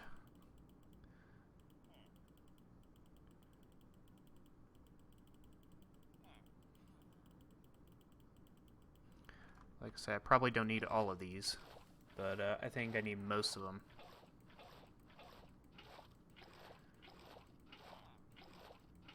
So I'm gonna film all up in case I like make a mistake.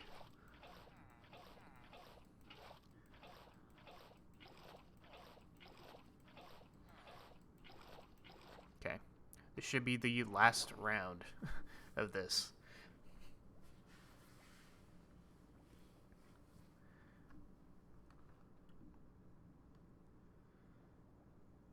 Alright. We settle. And we begin.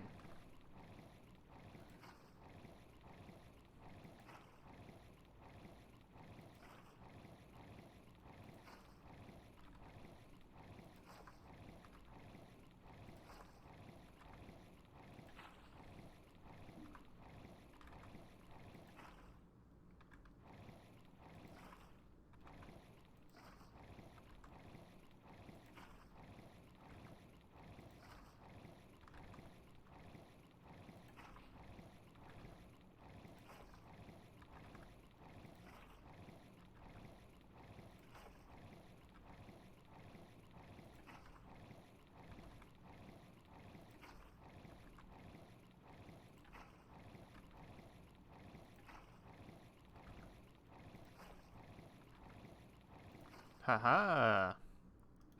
We are at the top. Alright, I'm going to expand this a little bit more on these sides.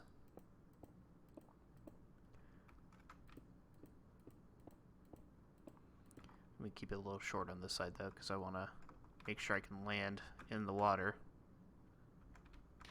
Okay. Okay. So now I can just kind of put all these away. And one of you are going up there. First, I need something that you can create a trade with. So I'm just going to find the closest item we've got.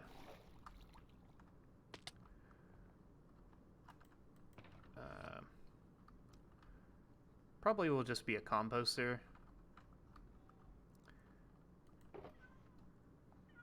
Yeah, I'm just going to do a composter.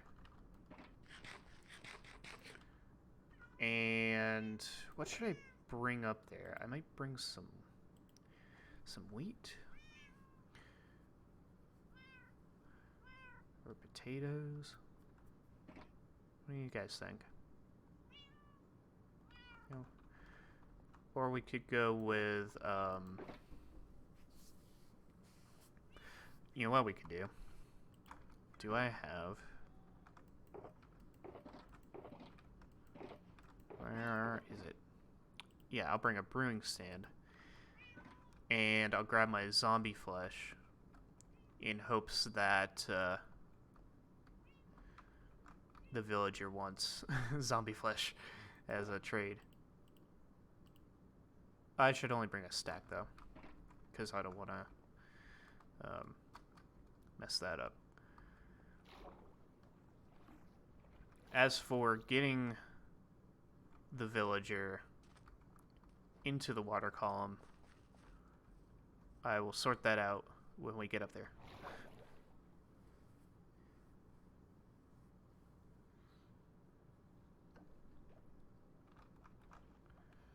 Oh, okay. So, I think what I'm going to do is get my stuff back. I'm missing my axe, I just noticed. That's okay. It was an iron axe, so I'm not, like, not concerned about it. I need 2 fence posts. I'm going to take one from here. And I'm going to take this one. Closes that off.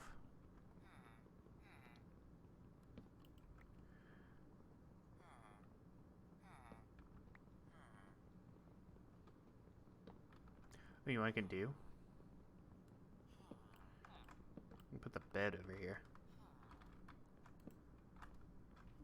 That way when it's time for them to go to bed, they'll crowd around it.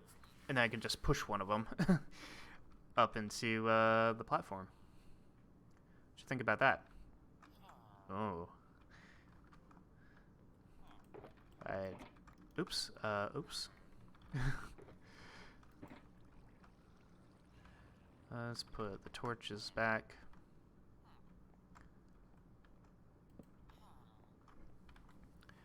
So, sun is already preparing to set, so it won't be too difficult.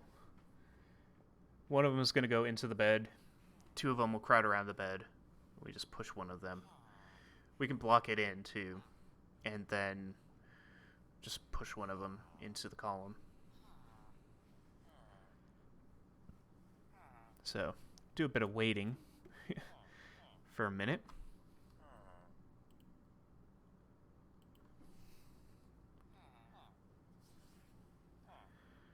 I gotta remember to take a screenshot of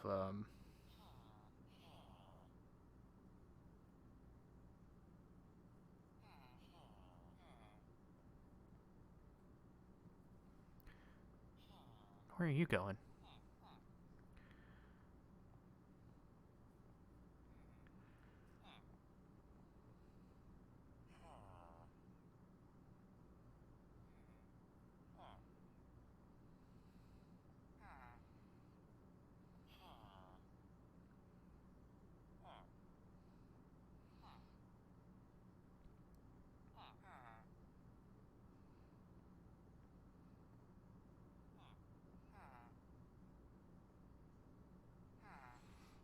Anybody in bed yet? Not yet. You guys are awful close, though, to the bed. Why don't you meander your way over here? Not in there. Oh.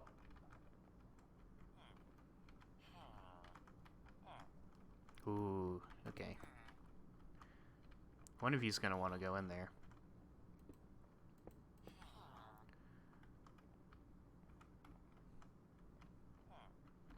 If I can just expedite this a little bit.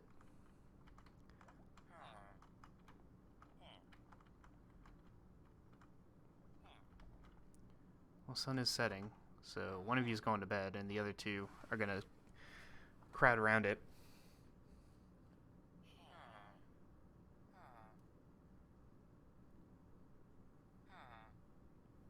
Yep, there's our Betty person.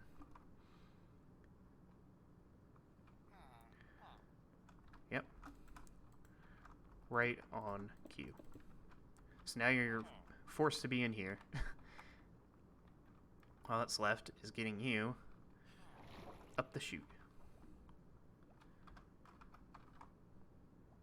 And you should be okay upon landing.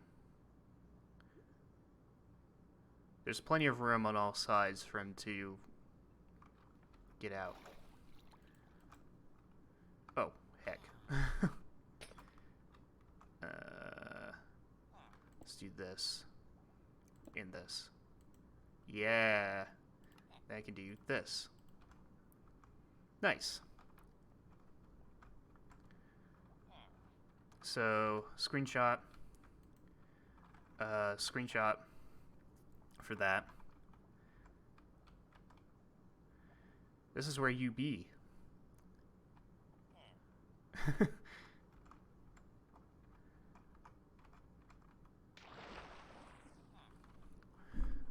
It's at my base if you want on the announcement. Bring zombie flesh.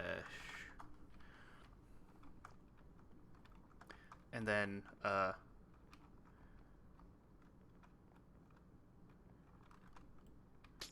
open this up so that they can wander freely now. I'll put this back here.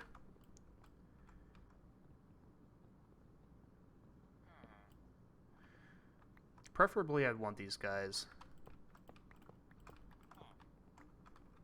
I want them back in this area.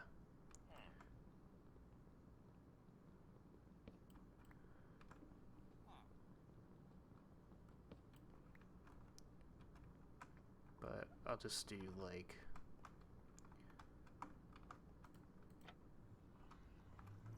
from the portal, like this. You can see the bubble column. So I'm gonna block this with the fences here, and then I'll just place like I'll place a bit of glass on this side, and then a bit of glass like right here, so you can hop over. All right, that should do for the stream. We got an achievement. I'm surprised that's not a purple achievement. But